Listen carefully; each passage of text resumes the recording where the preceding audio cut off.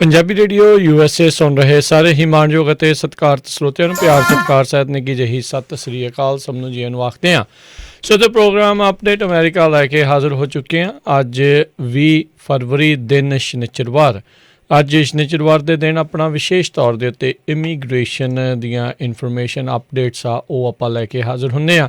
ਮੇਰੇ ਨਾਲ ਇਸ ਬਾਬਤ ਗੱਲਬਾਤ ਕਰਨ ਦੇ ਲਈ ਜੁੜ ਚੁੱਕੇ ਨੇ ਟਿਰਕੀਆਣਾ ਲਾ ਫਰਮ ਤੋਂ ਅਟਰਨੀ ਜੇ ਟਿਰਕੀਆਣਾ ਇਮੀਗ੍ਰੇਸ਼ਨ ਦੇ ਇਹ ਅਟਰਨੀ ਨੇ।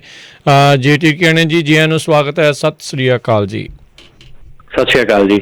ਜੀ ਸਰੋਤਿਓ, ਹਰ ਵਾਰ ਦੀ ਤਰ੍ਹਾਂ ਇਸ ਪ੍ਰੋਗਰਾਮ ਦੇ ਦੋ ਹਿੱਸਿਆਂ ਦੇ ਵਿੱਚ ਆਪਾਂ ਗੱਲਬਾਤ ਕਰਦੇ ਹਾਂ। ਪਹਿਲੇ ਹਿੱਸੇ ਦੇ ਵਿੱਚ ਜਿਹੜੀਆਂ ਅਹਿਮ ਖਬਰਾਂ ਚੱਲ ਰਹੀਆਂ ਨੇ, ਕੀ ਪਾਲਿਸੀ ਦੇ ਵਿੱਚ ਤਬਦੀਲੀਆਂ ਨੇ, ਕੀ ਇਮੀਗ੍ਰੇਸ਼ਨ ਨੂੰ ਲੈ ਕੇ ਇਸ ਟਾਈਮ ਨਵਾਂ ਐਡਮਿਨਿਸਟ੍ਰੇਸ਼ਨ ਜਿਹੜਾ ਉਹ ਕਰ ਰਿਹਾ ਹੈਗਾ ਆ, ਅਤੇ ਉਹ ਸਾਰੀਆਂ ਖਬਰਾਂ ਕਰਨ ਤੋਂ ਬਾਅਦ ਦੇ ਵਿੱਚ ਅਤੇ ਉਸ ਦੇ ਦੂਜੇ ਹਿੱਸੇ ਦੇ ਵਿੱਚ ਬ੍ਰੇਕ ਤੋਂ ਬਾਅਦ ਫਿਰ ਤੁਹਾਡੀਆਂ ਆਪਾਂ ਕਾਲਸ ਲੈਂਦੇ ਹਾਂ।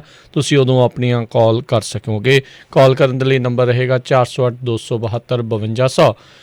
ਪ੍ਰੋਗਰਾਮ ਸ਼ੁਰੂ ਕਰਨ ਤੋਂ ਪਹਿਲਾਂ ਸਾਡੇ ਅੱਜ ਦੇ ਸਪਾਂਸਰਸ, ਉਹਨਾਂ ਦਾ ਧੰਨਵਾਦ ਕਰਦੇ ਜਾਈਏ। ਖਾਲਸਾ ਇੰਸ਼ੋਰੈਂਸ ਏਜੰਸੀ, ਜਿਨ੍ਹਾਂ ਦੇ ਕੋਲੋਂ ਤੁਸੀਂ ਹਰ ਇੱਕ ਤਰੀਕੇ ਦੇ ਇੰਸ਼ੋਰੈਂਸ ਕਰਵਾ ਸਕਦੇ ਹੋ। ਨੰਬਰ 408 272 2500 ਦੇ ਉੱਤੇ ਇਹਨਾਂ ਨੂੰ ਕਾਲ ਕਰੋ।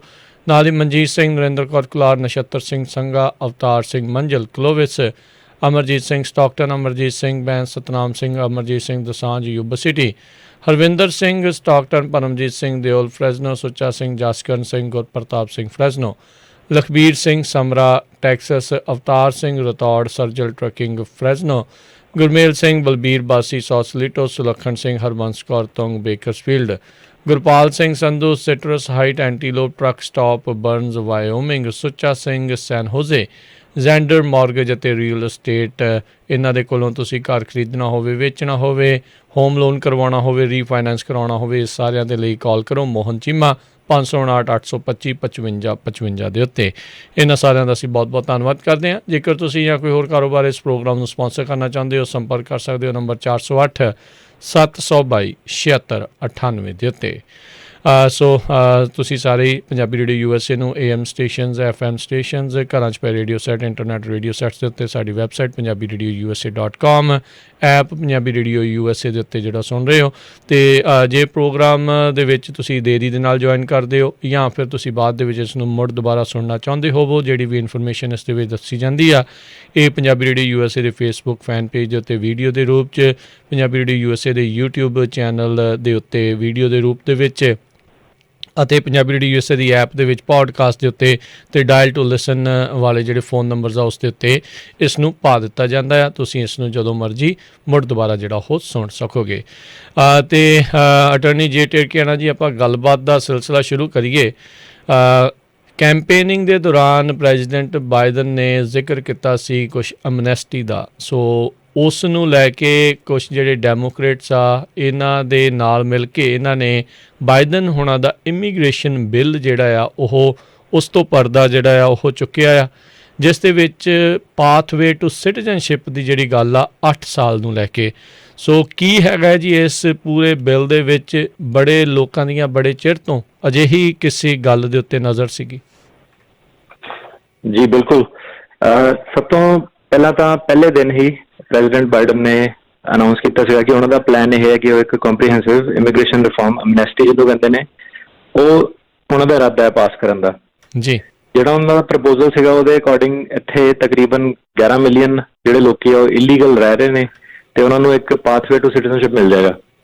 ਇਹ ਜਿਹੜਾ ਬਿੱਲ ਹੈ ਹਾਊਸ ਆਫ ਰੈਪਰੈਜ਼ੈਂਟੇਟਿਵਸ ਦੇ ਲਿੰਡਾ ਸੈਂਚੇਜ਼, ਜੋ ਕਿ ਡੈਮੋਕ੍ਰੈਟ ਨੇ, ਅਤੇ ਸੈਨੇਟਰ ਬੌਬ ਮੈਨੈਂਡੇਜ਼, ਇਹ ਦੋ ਜਾਣੇ ਨੇ ਵੱਖੋ ਵੱਖੋ। ਉਹਨਾਂ ਨੇ ਹਾਊਸ ਆਫ ਰੈਪਰੈਜ਼ੈਂਟੇਟਿਵਸ ਦੇ ਵਿੱਚ, ਉਹਨਾਂ ਨੇ ਸੈਨੇਟ ਦੇ ਵਿੱਚ ਇੰਟਰੋਡਿਊਸ ਕੀਤਾ। ਜਿਹੜੀਆਂ ਉਹਨਾਂ ਦੀਆਂ ਓਪਨਿੰਗ ਸਟੇਟਮੈਂਟ ਸੀਗੀਆਂ ਬੌਬ ਮੈਨੈਂਡੇਜ਼ ਦੀਆਂ, ਉਹਨਾਂ ਨੇ ਇਹੀ ਕਿਹਾ ਕਿ ਆਪਾਂ ਇਹ ਬਿੱਲ ਤਾਂ ਕਰਕੇ ਇੰਟਰੋਡਿਊਸ ਕਰ ਰਹੇ ਹਾਂ ਕਿਉਂਕਿ ਪਿਛਲੇ ਨਵੰਬਰ ਦੇ ਵਿੱਚ 80 ਮਿਲੀਅਨ ਅਮਰੀਕਨਸ ਨੇ ਡੋਨਲਡ ਟਰੰਪ ਨੂੰ ਵੋਟ ਆਊਟ ਕਰ ਦਿੱਤਾ। ਉਹਨਾਂ ਨੇ ਵੋਟ ਆਊਟ ਇਸ ਲਈ ਕੀਤਾ ਤਾਂ ਕਿ ਇੱਕ ਇਮੀਗ੍ਰੇਸ਼ਨ ਸਿਸਟਮ ਦੇ ਵਿੱਚ ਇੱਕ ਕਾਮਨ ਸੈਂਸ ਰਿਸਟੋਰ ਹੋ ਸਕੇ, ਜਿਹੜੇ ਧੱਕਾ ਕਰ ਰਹੀ ਸੀ ਸਰਕਾਰ ਉਹ ਸਾਰਾ ਰਿਮੂਵ ਹੋ ਸਕੇ। ਅਤੇ ਇਹਦੇ ਨਾਲ ਨਾਲ ਉਹਨਾਂ ਨੇ ਕਿਹਾ ਕਿ ਤਾਂ ਕਰਕੇ ਅਮਰੀਕਨਸ ਨੇ ਵੋਟ ਆਊਟ ਕੀਤਾ ਹੈ ਕਿ ਇੱਕ ਕੰਪੈਸ਼ਨ ਅਤੇ ਇੱਕ ਕੰਪੀਟੈਂਸ ਆਵੇ, ਤਾਂ ਕਿ ਸਾਰਾ ਜਿਹੜਾ ਇਮੀਗ੍ਰੇਸ਼ਨ ਸਿਸਟਮ ਹੈ ਇਹ ਸਾਰਾ ਇੱਕ ਫਿਕਸ ਕੀਤਾ ਜਾਵੇ। ਸੋ ਇਹਦੇ ਬੇਸ 'ਤੇ ਉਹਨਾਂ ਨੇ ਕਿਹਾ ਹੈ ਕਿ ਆਪਾਂ ਇੱਕ ਬੜੀ ਕੰਪਰੀਹੈਂਸਿਵ ਇਮੀਗ੍ਰੇਸ਼ਨ ਲੈਜਿਸਲੇਸ਼ਨ ਪ੍ਰਪੋਜ਼ ਕਰਦੇ ਹਾਂ। ਦੋਨਾਂ ਨੇ ਆਪਣੇ ਆਪਣੇ ਚੈਂਬਰਸ ਦੇ ਵਿੱਚ ਪ੍ਰਪੋਜ਼ ਕੀਤੀ। ਇਸ ਲੈਜਿਸਲੇਸ਼ਨ ਦਾ ਨਾਮ ਹੈਗਾ US citizenship act of 2021। Basically ਇਹ ਕੀ ਹੈਗਾ ਕਿ 8 ਸਾਲ ਦਾ ਇੱਕ ਪਲਾਨ ਲੇਆਊਟ ਕਰਦਾ ਹੈ 11 ਮਿਲੀਅਨ ਅਨਡਾਕੂਮੈਂਟ ਇਮੀਗ੍ਰੈਂਟਸ ਲਈ, ਤੇ ਇੱਕ ਹੋਰ ਛੋਟਾ ਰਸਤਾ 8 ਸਾਲ ਦਾ ਅਨਡਾਕੂਮੈਂਟ ਲਈ, ਤੇ ਫਿਰ ਉਸ ਤੋਂ ਇਲਾਵਾ ਇਹ ਜਿਹੜੇ ਡਾਕਾ ਵਾਲੇ ਸੀਗੇ ਡੈਫਰਡ ਐਕਸ਼ਨ ਆਫ ਚਾਈਲਡਹੁੱਡ ਅਰਾਈਵਲ, ਜਿਹਨਾਂ ਬਾਰੇ ਆਪਾਂ ਕਈ ਵਾਰੀ ਪ੍ਰੋਗਰਾਮ 'ਚ ਗੱਲ ਕੀਤੀ ਹੈ, ਤੇ ਫਾਰਮ ਵਰਕਰਸ ਹੈ, ਉਹਨਾਂ ਵਾਸਤੇ ਇਹ ਕਾਫੀ ਸਾਰੀਆਂ ਪ੍ਰੋਵੀਜ਼ਨਸ ਲੇਆਊਟ ਕਰਦੇ ਨੇ। ਤੇ ਇਹਦੇ ਨਾਲ ਇੱਕ ਹੋਰ ਬੜੀ ਇੰਟਰਸਟਿੰਗ ਚੀਜ਼ ਹੈ, $4 ਬਿਲੀਅਨ, ਮਤਲਬ ਹਰੇਕ ਸਾਲ ਦੇ ਵਿੱਚ $1 ਬਿਲੀਅਨ, ਤੇ 4 ਸਾਲਾਂ ਦੇ ਵਿੱਚ ਟੋਟਲ $4 ਬਿਲੀਅਨ ਇਹ ਕਹਿੰਦੇ ਨੇ ਕਿ ਆਪਾਂ ਸਾਊਥ ਅਮਰੀਕਾ ਦੇ ਵਿੱਚ ਜਾ ਕੇ ਇਨਫਰਾਸਟਰਕਚਰ ਦੇ ਵਿੱਚ ਲਗਾਉਣਾ ਹੈ, ਜਿਹੜਾ ਕਿ ਉੱਥੇ ਜਿੰਨੀ ਵੀ ਕਰਪਸ਼ਨ ਹੁੰਦੀ ਹੈ, ਸਿਕਿਉਰਿਟੀ ਵਗੈਰਾ ਲੋਕਾਂ ਨੂੰ ਤੰਗ ਕਰਦੇ ਨੇ ਜਾਂ ਹੋਰ ਪੁਲਿਸ ਵਾਲੇ ਲੁੱਟਦੇ ਨੇ, ਉਹ ਜਿਹੜਾ 4 ਬਿਲੀਅਨ ਹੈ ਆਪਾਂ ਜਿਹੜਾ ਉੱਥੇ ਸਿਕਿਉਰਿਟੀ ਆਪਾਂ ਐਨਹਾਂਸ ਕਰਨੀ ਹੈ, ਤੇ ਆਪਾਂ ਉੱਥੇ ਰਿਫਿਊਜੀ ਪ੍ਰੋਸੈਸਿੰਗ ਸੈਂਟਰ ਬਣਾਉਣੇ ਨੇ, ਤਾਂ ਕਿ ਕਾਫੀ ਸਾਰੇ ਜਿਹੜੇ ਲੋਕ ਹੈ ਇੱਥੇ ਉਹਨਾਂ ਨੂੰ ਇੱਥੇ ਤੱਕ ਆਉਣ ਦੀ ਲੋੜ ਨਾ ਪਵੇ, ਤੇ ਉਹਨਾਂ ਦੀ ਉੱਥੇ ਹੀ ਉਹਨਾਂ ਕੰਟਰੀਜ਼ ਦੇ ਵਿੱਚ ਹੀ ਮਦਦ ਹੋ ਜਾਵੇ। ਜੀ, ਸੋ ਕਾਫੀ ਚੁਣੌਤੀਆਂ ਵੀ ਹੋਣਗੀਆਂ ਮੈਨੂੰ ਲੱਗਦਾ ਇਸ ਜਿਹੜਾ ਇਮੀਗ੍ਰੇਸ਼ਨ ਵੱਡੇ ਪੱਧਰ ਦੇ ਉੱਤੇ, ਕਿਉਂਕਿ ਇਸ ਦੇ ਵਿੱਚ ਚੇਂਜ ਲਿਆਉਣ ਦੀ ਕੋਸ਼ਿਸ਼ ਆ, ਅਤੇ ਇਹਨਾਂ ਨੂੰ ਸਾਥ ਜਿਹੜੇ ਆ ਕ੍ਰੋਸ ਦੀ ਆਇਲ ਉਸ ਦੀ ਵੀ ਜਿਹੜੀ ਉਹ ਜ਼ਰੂਰਤ ਪਵੇਗੀ। ਸੋ ਕੀ ਇਸ ਦੇ ਮੋਰੇ ਚੈਲੰਜਸ, ਚੁਣੌਤੀਆਂ ਕੀ ਹੈਗੀਆਂ ਇਸ ਲੈਜਿਸਲੇਸ਼ਨ ਦੇ ਸਾਹਮਣੇ? ਜੀ, ਪਹਿਲਾਂ ਤਾਂ ਜਿਹੜੀ ਹਾਊਸ ਦੀ ਸਪੀਕਰ ਸੀਗੀ ਨੈਂਸੀ ਪੈਲੋਸੀ, ਉਹਨਾਂ ਨੇ ਇਹ ਦੱਸਿਆ ਨਹੀਂ ਕਿ ਉਹਨਾਂ ਦੀ ਐਕਚੁਅਲ ਸਟ੍ਰੈਟਜੀ ਕੀ ਹੋਊਗੀ, ਮਤਲਬ ਟੂ ਅਰਲੀ ਉਹਨਾਂ ਨੂੰ ਪੋਲੀਟੀਕਲ ਗੇਮ ਡੈਮੋਕ੍ਰੇਟਸ ਨੂੰ ਵੀ ਖੇਡਣੀ ਹੀ ਪੈਣੀ ਹੈ। ਤੇ ਮੁੱਕਦੀ ਗੱਲ ਇਹ ਹੈ ਕਿ ਸਭ ਤੋਂ ਪਹਿਲਾਂ ਤਾਂ ਉਹਨਾਂ ਨੂੰ ਇਹ ਦੇਖਣਾ ਪੈਣਾ ਹੈ ਕਿ ਇਹ ਸਾਰਾ ਐਜ਼ ਅ ਹੋਲ ਬਿੱਲ ਕੀ ਇਕੱਠਾ ਹੀ ਐਜ਼ ਅ ਕੰਪਰੀਹੈਂਸਿਵ ਰਿਫਾਰਮ ਪਾਸ ਕਰਨਗੇ ਉਹ, ਕਿ ਬਾਅਦ ਵਿੱਚ ਉਹਨਾਂ ਨੂੰ ਇਹਨਾਂ ਨੂੰ ਛੋਟੇ ਹਿੱਸਿਆਂ ਦੇ ਵਿੱਚ ਬ੍ਰੇਕਡਾਊਨ ਕਰਕੇ ਪੀਸ ਮੀਲ ਅਪਰੋਚ ਕਰੂਗੇ। ਕੰਪਰੀਹੈਂਸਿਵ ਤੇ ਪੀਸ ਮੀਲ ਦੇ ਵਿੱਚ ਇਹ ਫਰਕ ਹੁੰਦਾ ਕਿ ਕੰਪਰੀਹੈਂਸਿਵ ਦੇ ਵਿੱਚ ਹੁਣ ਪਾਰਟੀ ਕਹਿੰਦੀ ਹੈ ਕਿ ਜਿੱਦਾਂ ਵੀ ਸਾਰਾ ਕੁਝ ਹੈਗਾ ਉਹ ਇਕੱਠਾ ਹੀ ਪਾਸ ਹੋਊਗਾ, ਜੇ ਹੋਊਗਾ ਤਾਂ, ਨਹੀਂ ਤਾਂ ਨਹੀਂ ਹੋਊਗਾ। ਪੀਸ ਮੀਲ ਦੇ ਵਿੱਚ ਆ ਜਾਂਦਾ ਹੈ ਕਿ ਉਹ ਕਹਿੰਦੇ ਡਾਕਾ ਵਾਲਾ ਅਲੱਗ ਕਰ ਦਿਓ, ਐਗਰੀਕਲਚਰ ਵਾਲਾ ਅਲੱਗ ਕਰ ਦਿਓ, ਇੰਪਲੋਇਮੈਂਟ ਵਾਲਾ ਅਲੱਗ ਕਰ ਦਿਓ, ਤੇ ਇਹਨਾਂ ਨੂੰ ਦੇਖਣਾ ਪੈਣਾ ਹੈ ਕਿ ਕਿੱਦਾਂ ਇਹ ਅੱਗੇ ਲੈ ਕੇ ਜਾਣ ਆਪਣੀ ਸਟ੍ਰੈਟਜੀ ਕੀ ਹੋਣ। ਜਿਹੜੇ ਰਿਪਬਲਿਕਨਸ ਹੈ ਉਹਨਾਂ ਨੇ ਇਹ ਕਿਹਾ ਕਿ ਰਿਪਬਲਿਕਨਸ ਨੇ ਇਹ ਇਲਜ਼ਾਮ ਲਗਾਇਆ ਕਿ ਜਿਹੜਾ ਲੈਫਟ ਵਿੰਗ ਹੈਗਾ, ਡੈਮੋਕ੍ਰੇਟਸ ਜਿਹੜੇ ਹੈਗੇ ਨੇ, ਉਹਨਾਂ ਨੇ ਬਹੁਤ ਜ਼ਿਆਦਾ ਫੰਡਿੰਗ ਕੈਪੀਟਲ ਵੱਲ ਕਰ ਦਿੱਤੀ, ਆ ਜਿਹੜੇ ਰੀਸੈਂਟ ਆਕੂਪਾਈ ਕੀਤੀ ਸੀਗੀ ਕੈਪੀਟਲ, ਉਸ ਤੋਂ ਬਾਅਦ, ਤੇ ਉਹਨਾਂ ਨੇ ਕਿਹਾ ਕਿ ਇਹ ਜਿਹੜੀ ਫੰਡਿੰਗ ਹੈ ਬਾਰਡਰ ਵੱਲ ਘੱਟ ਕੀਤੀ ਇਹਨਾਂ ਨੇ। ਤੇ ਰਿਪਬਲਿਕਨਸ ਦਾ ਕਹਿਣਾ ਹੈ ਕਿ ਟਾਈਮ ਅਜੇ ਇੰਨਾ ਸਹੀ ਨਹੀਂ ਹੈਗਾ, COVID-19 ਦੇ ਕਰਕੇ ਅਮਰੀਕਾ ਕਾਫੀ ਡਾਊਨ ਹੈ, ਬਿਜ਼ਨਸਿਸ ਕਾਫੀ ਡਾਊਨ ਨੇ, ਤੇ ਸਾਨੂੰ ਅਮਰੀਕਨਸ ਵੱਲ ਪਹਿਲਾਂ ਫੋਕਸ ਕਰਨਾ ਚਾਹੀਦਾ ਹੈ। ਸੈਨੇਟਰ ਮਰਨਾਂਡਜ਼ ਨੇ ਕਿਹਾ ਹੈ ਕਿ ਜਿਹੜੇ ਰਿਪਬਲਿਕਨ ਹੈਗੇ ਨੇ ਕਈ, ਉਹਨਾਂ ਨੇ ਕੁਝ ਪੋਰਸ਼ਨ ਦੇ ਬਿਲਸ ਦੇ ਵਿੱਚ ਆਪਣਾ ਇੰਟਰਸਟ ਐਕਸਪ੍ਰੈਸ ਕੀਤਾ ਹੈ, ਜਿੱਦਾਂ ਫੋਰ ਐਗਜ਼ਾਮਪਲ ਕਈ ਐਗਰੀਕਲਚਰ ਸਟੇਟ ਹੈਗੀਆਂ, ਉਹ ਭਾਵੇਂ ਰਿਪਬਲਿਕਨ ਸਟੇਟਸ ਹੀ ਹੈਗੀਆਂ, ਪਰ ਉਹਨਾਂ ਦੇ ਜਿਹੜੇ ਸੈਨੇਟਰਸ ਉਹ ਕਹਿੰਦੇ ਕਿ ਆਹੋ ਸਾਨੂੰ ਜਿਹੜੀ ਐਗਰੀਕਲਚਰ ਕਮਿਊਨਿਟੀ ਵਾਸਤੇ ਤੁਸੀਂ ਫੀਚਰਸ ਰੱਖੇ ਨੇ ਉਹ ਸਾਨੂੰ ਹੈਲਪਫੁਲ ਨੇ, ਆਪਾਂ ਉਹਨੂੰ ਸਪੋਰਟ ਕਰਦੇ ਹਾਂ। ਇਸੇ ਤਰ੍ਹਾਂ ਜਿਹੜੇ ਟੈਕ ਵਾਲੀਆਂ ਸਟੇਟਸ ਹੈਗੀਆਂ ਜਿੱਥੇ ਟੈਕਨੋਲੋਜੀ ਵਗੈਰਾ ਜ਼ਿਆਦਾ ਹੈ, ਉਹ ਇੰਟਰਸਟਿਡ ਹੈਗੇ ਆ ਕਿ ਜਿਹੜੇ ਵੀ ਵੀਜ਼ਾਜ਼ ਵਗੈਰਾ ਹੈਗੇ ਨੇ ਉਹਦੇ ਵਿੱਚ ਜ਼ਿਆਦਾ ਇੰਟਰਸਟਿਡ ਹੈਗੇ ਆ। ਤੇ ਸੈਨੇਟਰ ਮਰਨਾਂਡਜ਼ ਨੇ ਕਿਹਾ ਕਿ ਦੇਖੋ ਹੁਣ ਜੇ ਤੁਹਾਨੂੰ ਸਾਰਾ ਕੁਝ ਪਾਰਟਸ ਤੁਸੀਂ ਅਪਰੂਵ ਕਰਨਾ ਚਾਹੁੰਦੇ ਹੋ, ਪਰ ਮੇਨ ਮੁੱਖ ਦੀ ਗੱਲ ਇਹ ਹੈਗੀ ਕਿ ਤੁਸੀਂ ਇਹ ਆਪਣੇ ਜਿਹੜੇ ਪਾਰਟਸ ਹੈ ਇਹਨਾਂ ਨੂੰ ਅਪਰੂਵ ਕਰਾਉਣ ਲਈ ਕੀ ਤੁਸੀਂ ਸਾਰੇ ਬਿੱਲ ਨੂੰ ਸਪੋਰਟ ਕਰਦੇ ਹੋ ਕਿ ਨਹੀਂ ਕਰਦੇ ਹੋ, ਤੇ ਆਪਣੇ ਆਪ ਤੇ ਕੁਝ ਹੋਣਾ ਨਹੀਂ, ਹੈ ਨਾ। ਤੇ ਰਿਪਬਲਿਕਨ ਪਾਰਟੀ ਇਨ ਜਨਰਲ ਤਾਂ ਉਹਨਾਂ ਨੇ ਕਹਿ ਦਿੱਤਾ ਕਿ ਉਹ ਹੇਟ ਕਰਦੀ ਹੈ ਸਾਰੇ ਜਿਹੜੇ ਇਮੀਗ੍ਰੇਸ਼ਨ ਰਿਫਾਰਮ ਨੂੰ।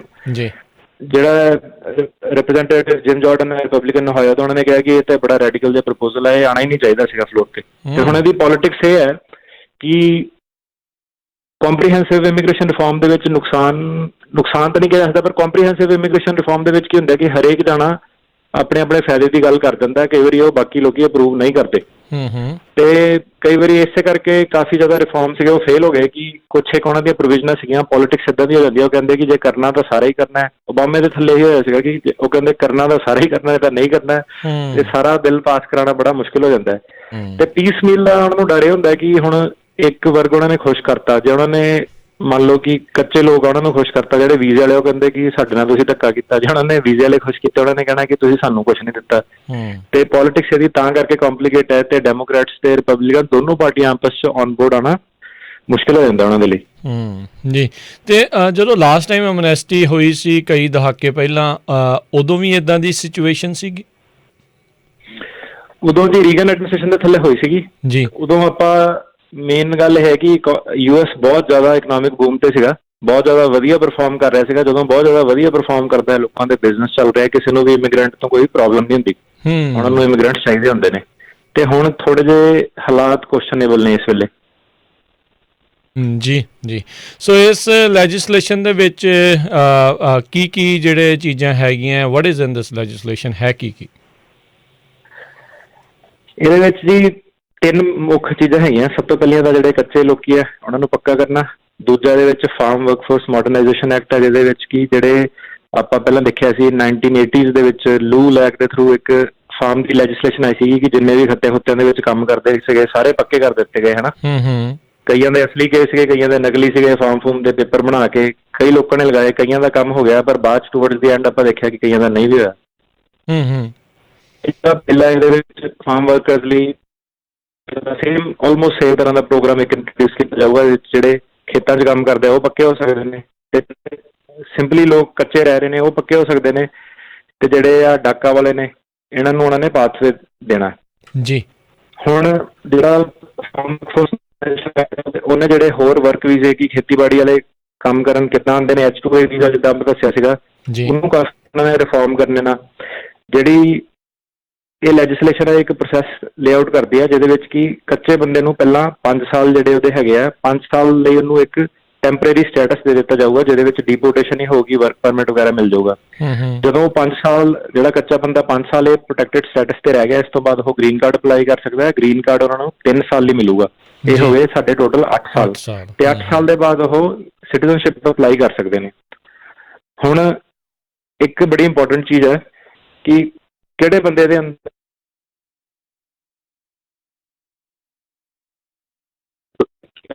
ਜਿਹੜਾ ਵੀ ਜਨਵਰੀ 1 2021 ਤੋਂ ਪਹਿਲਾਂ ਇੱਥੇ ਸੀਗਾ ਉਹ ਕੁਆਲੀਫਾਈ ਕਰ ਸਕਦਾ ਹੈ।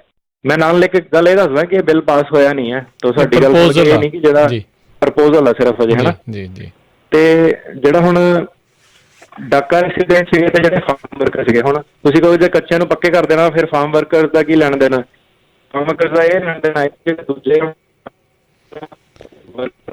3 ਸਾਲ ਗ੍ਰੀਨ ਕਾਰਡ ਤੇ 8 ਸਾਲ ਬਾਅਦ ਸਿਟੀਜ਼ਨਸ਼ਿਪ ਆ। ਜਿਹੜੇ ਫਾਰਮ ਵਰਕਰ ਤੇ ਡਾਕਾ ਵਾਲੇ ਉਹ ਸਿੱਧੇ ਡਾਇਰੈਕਟਲੀ ਗ੍ਰੀਨ ਕਾਰਡ ਨੂੰ ਕੋਈ ਵੇਟ ਨਹੀਂ ਹੈਗੀ। ਤੇ ਇਹਦੇ ਟੈਕਨੋਲੋਜੀ ਦਾ ਇਨਫਰਾਸਟਰਕਚਰ ਆ, ਉਹ ਕਹਿੰਦੇ ਟੈਕਨੋਲੋਜੀ ਆਪਾਂ ਬਹੁਤ ਵਧਾਉਣੀ ਆ, ਜਿਹੜਾ ਪ੍ਰੋਸੈਸ ਦਾ ਕਾਫੀ ਜ਼ਿਆਦਾ ਪੇਪਰ ਬੇਸਡ ਹੈ, ਸਲੋ ਮੂਵ ਹੁੰਦਾ ਹੈ, ਤੇ ਹੋਰ ਕੰਪਿਊਟਰ ਸਿਸਟਮ ਵਗੈਰਾ ਕਲਾਊਡ ਟੈਕਨੋਲੋਜੀ ਵਗੈਰਾ ਆਪਾਂ ਉਹ ਕਾਫੀ ਸਾਰੀਆਂ ਚੀਜ਼ਾਂ ਇਮੀਗ੍ਰੇਸ਼ਨ ਦੇ ਵਿੱਚ ਇੰਪਲੀਮੈਂਟ ਕਰਨੀਆਂ ਤਾਂ ਕਿ ਪ੍ਰੋਸੈਸਿੰਗ ਫਾਸਟ ਹੋਵੇ। ਇਹ ਜਿਹੜਾ ਜਿੱਦਾਂ ਦੱਸਿਆ ਤੁਸੀਂ ਆਪਾਂ ਗੱਲ ਕੀਤੀ ਸੀ ਕਿ ਪਹਿਲਾਂ ਆਲਮੋਸਟ 30 ਸਾਲ ਪਹਿਲਾਂ ਪਾਸ ਹੋਇਆ ਸੀਗਾ ਬਿੱਲ, ਜਦੋਂ ਰੀਗਨ ਐਡਮਿਨਿਸਟ੍ਰੇਸ਼ਨ ਨੇ ਕੀਤਾ ਸੀਗਾ, ਤੇ ਡੈਮੋਕ੍ਰੈਟਸ ਇਹ ਗੱਲ ਤੇ ਹੋਪਫੁਲ ਹੈ। ਉਹ ਕਹਿੰਦੇ ਕਿ ਠੀਕ ਹੈ, ਸਾਨੂੰ ਪਤਾ ਹੈ ਕਿ ਕਈ ਵਾਰੀ ਆਪਾਂ ਜਦੋਂ ਸ਼ੁਰੂਆਤ ਕਰਦੇ ਹਾਂ ਆਪਾਂ ਬਿੱਲ ਇੰਟਰੋਡਿਊਸ ਕਰਦੇ ਹਾਂ ਉਹ ਹੋਰ ਹੁੰਦਾ, ਜਦੋਂ ਉਹ ਪਾਸ ਹੁੰਦਾ ਤੇ ਉਹ ਹੋਰ ਤਰੀਕੇ ਨਾਲ ਪਾਸ ਹੁੰਦਾ ਹੈ, ਜਿਹੜਾ ਫਾਈਨਲ ਪ੍ਰੋਡਕਟ ਹੈ ਉਹ ਕੁਛ ਹੋਰ ਹੋ ਜਾਂਦਾ। ਪਰ ਉਹ ਇਹ ਕਹਿੰਦੇ ਨੇ ਕਿ ਇਹਦੇ ਲਈ ਸਾਡੇ ਕੋਲ ਐਟਲੀਸਟ ਇੱਕ ਓਪਰਚੁਨਿਟੀ ਹੈਗੀ ਹੈ ਕਿ ਆਪਾਂ ਰਿਪਬਲਿਕਨਸ ਨਾਲ ਬਹਿ ਕੇ ਗੱਲ ਕਰ ਸਕਾਂਗੇ ਤੇ ਉਹਨਾਂ ਨੂੰ ਇਸ ਬਿੱਲ ਬਾਰੇ ਹੋਰ ਐਜੂਕੇਸ਼ਨ ਦੇ ਸਕਦੇ ਹਾਂ, ਤਾਂ ਕਿ ਦੇਖੀਏ ਕਿ ਉਹਨਾਂ ਦੇ ਕੰਸਰਨ ਕੀ ਹੈਗੇ ਤੇ ਆਪਾਂ ਉਹਨਾਂ ਨੂੰ ਨਾਲ ਲੈ ਕੇ ਅੱਗੇ ਚੱਲਾਂਗੇ ਤੇ ਫਿਰ ਆਪਾਂ ਇਹ ਇਮੀਗ੍ਰੇਸ਼ਨ ਬਿੱਲ ਪਾਸ ਕਰਾਵਾਂਗੇ। ਜੀ ਜੀ। ਸੋ ਜਿੱਦਾਂ ਤੁਸੀਂ ਦੱਸਿਆ ਵੀ ਕਾਫੀ ਕੁਛ ਇਸ ਦੇ ਵਿੱਚ ਹੈਗਾ ਆ, ਜਿੱਦਾਂ 1 ਜਨਵਰੀ 2021 ਵਾਲੀ ਗੱਲ ਆਖੀ ਆ, ਸੋ ਆਲਰੇਡੀ ਆਪਾਂ ਉਸ ਤੋਂ ਅੱਗੇ ਹੈਗੇ ਆ। ਨਾਲੇ ਜਿੱਦਾਂ ਅਟਰਨੀ ਟੇਕੀਆਣਾ ਹੋਣਾ ਨੇ ਦੱਸ ਦਿੱਤਾ ਵੀ ਇਹ ਪ੍ਰਪੋਜ਼ਲ ਹੈਗਾ ਆ, ਇਹ ਅਜੇ ਪਾਸ ਨਹੀਂ ਹੋਇਆ। ਸੈਨੇਟ ਦੇ ਵਿੱਚ ਤੇ ਹਾਊਸ ਦੇ ਵਿੱਚ 2 ਡੈਮੋਕ੍ਰੇਟ ਜਿਹੜੇ ਲਾਅ ਮੇਕਰਸ ਆ ਉਹਨਾਂ ਨੇ ਇਸ ਨੂੰ ਪੇਸ਼ ਕੀਤਾ ਆ।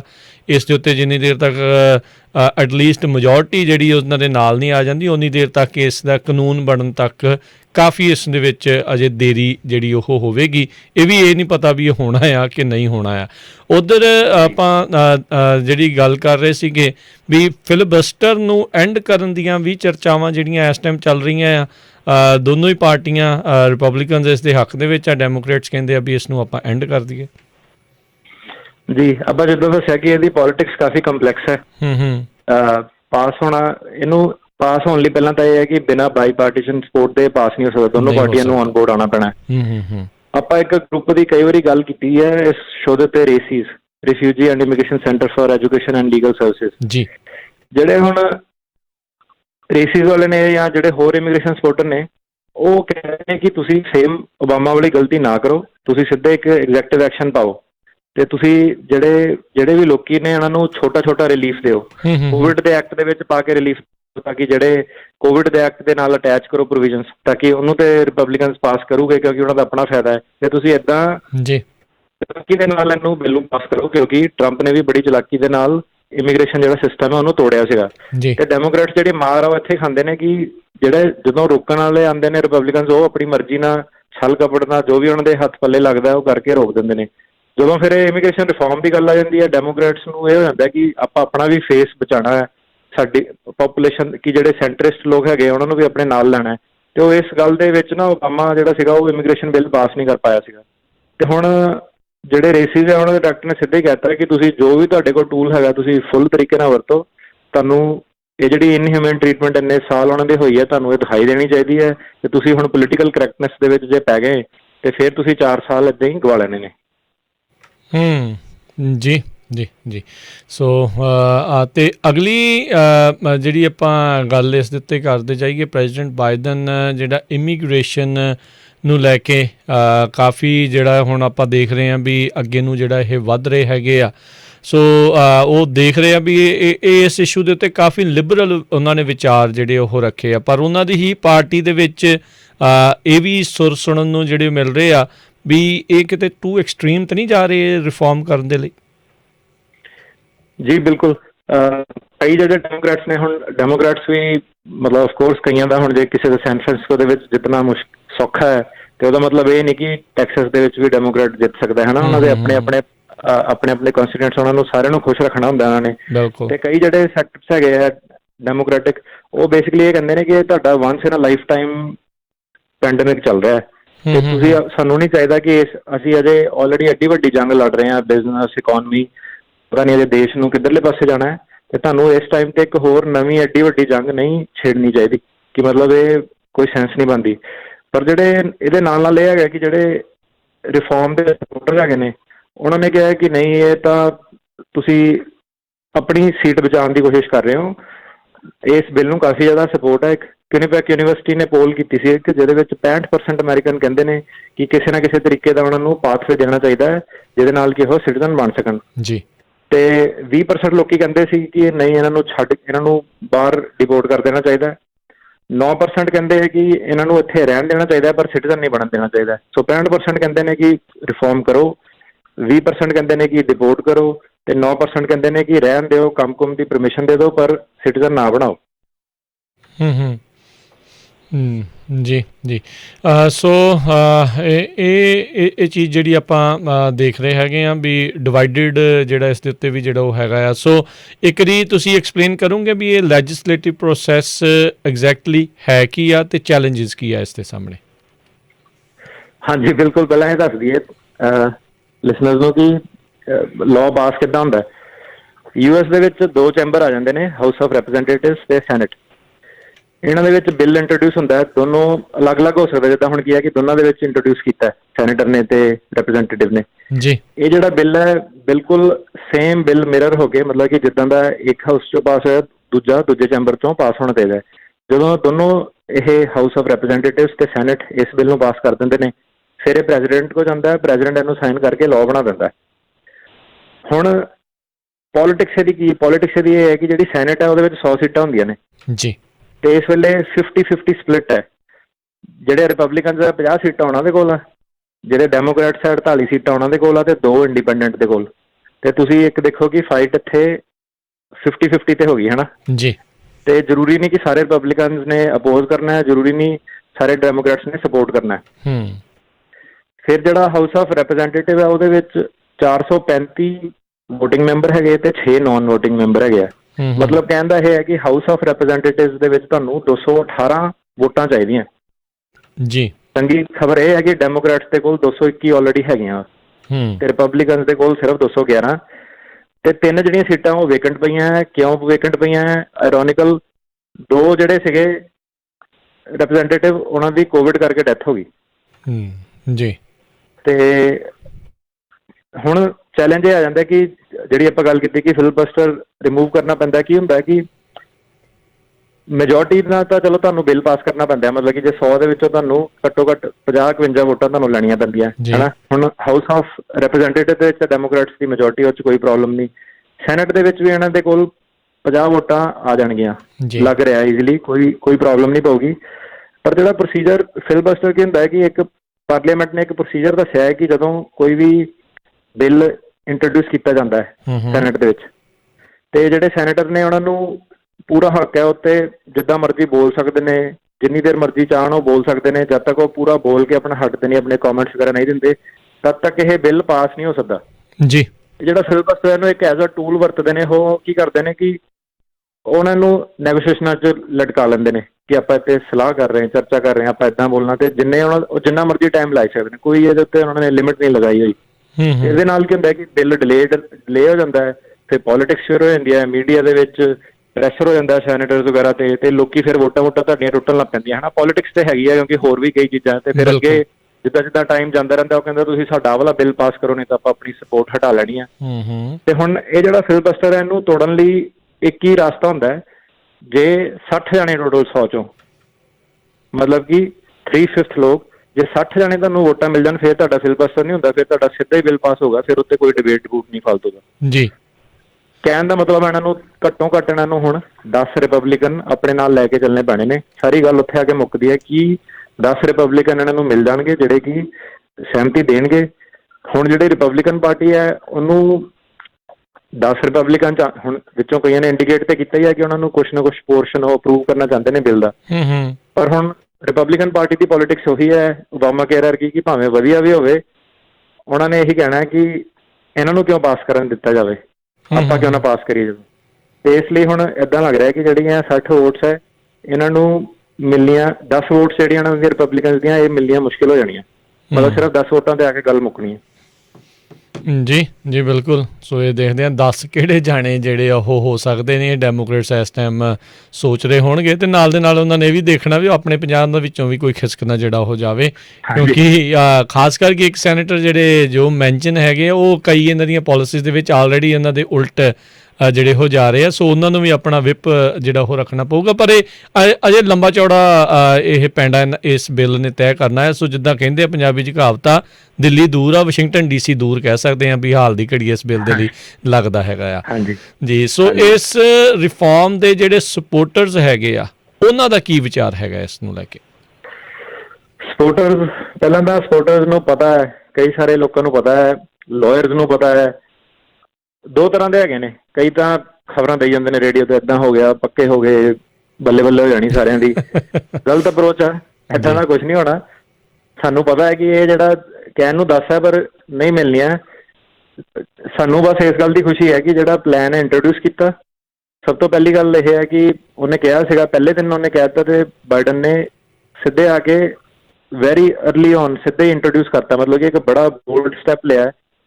ਜਿੱਦਾਂ ਮੈਂ ਰੇਡੀਓ ਤੋਂ ਵੀ ਕਈ ਵਾਰੀ ਦੱਸਿਆ ਕਿ ਸਾਨੂੰ ਲੱਗਦਾ ਸੀਗਾ ਕਈ ਵਾਰੀ ਮੁੱਕਰ ਜਾਂਦੇ ਆ, ਨਹੀਂ ਕਰਦੇ ਆ, ਤੇ ਇਹ ਜਿਹੜਾ ਬੰਦਾ ਹੈ ਇਹਨੂੰ ਐਜ਼ ਅ ਇਮੀਗ੍ਰੇਸ਼ਨ ਲਾਇਰ, ਬਾਕੀ ਮੈਨੂੰ ਪਤਾ ਨਹੀਂ ਇਹਦੀ ਪੋਲੀਟਿਕਸ ਕੀ ਹੈ, ਪਰ ਇਹ ਜਿਹੜੀ ਉਹਨੇ ਚੀਜ਼ ਕਹੀ ਨਹੀਂ ਸੀਗੀ, ਇੰਨੀ ਜ਼ਿਆਦਾ ਕੈਂਪੇਨਿੰਗ ਨਹੀਂ ਕੀਤੀ ਸੀਗੀ ਇਹਦੇ ਉੱਤੇ ਇੰਨੀ ਜ਼ਿਆਦਾ ਕਿ ਮੈਂ ਇਮੀਗ੍ਰੇਸ਼ਨ ਦਾ ਰਿਫਾਰਮ ਕਰੂੰਗਾ, ਪਰ ਕਰ ਦਿੱਤਾ। ਆ ਕੇ ਕਿਹਾ ਨਹੀਂ ਪਰ ਕਰ ਦਿੱਤਾ।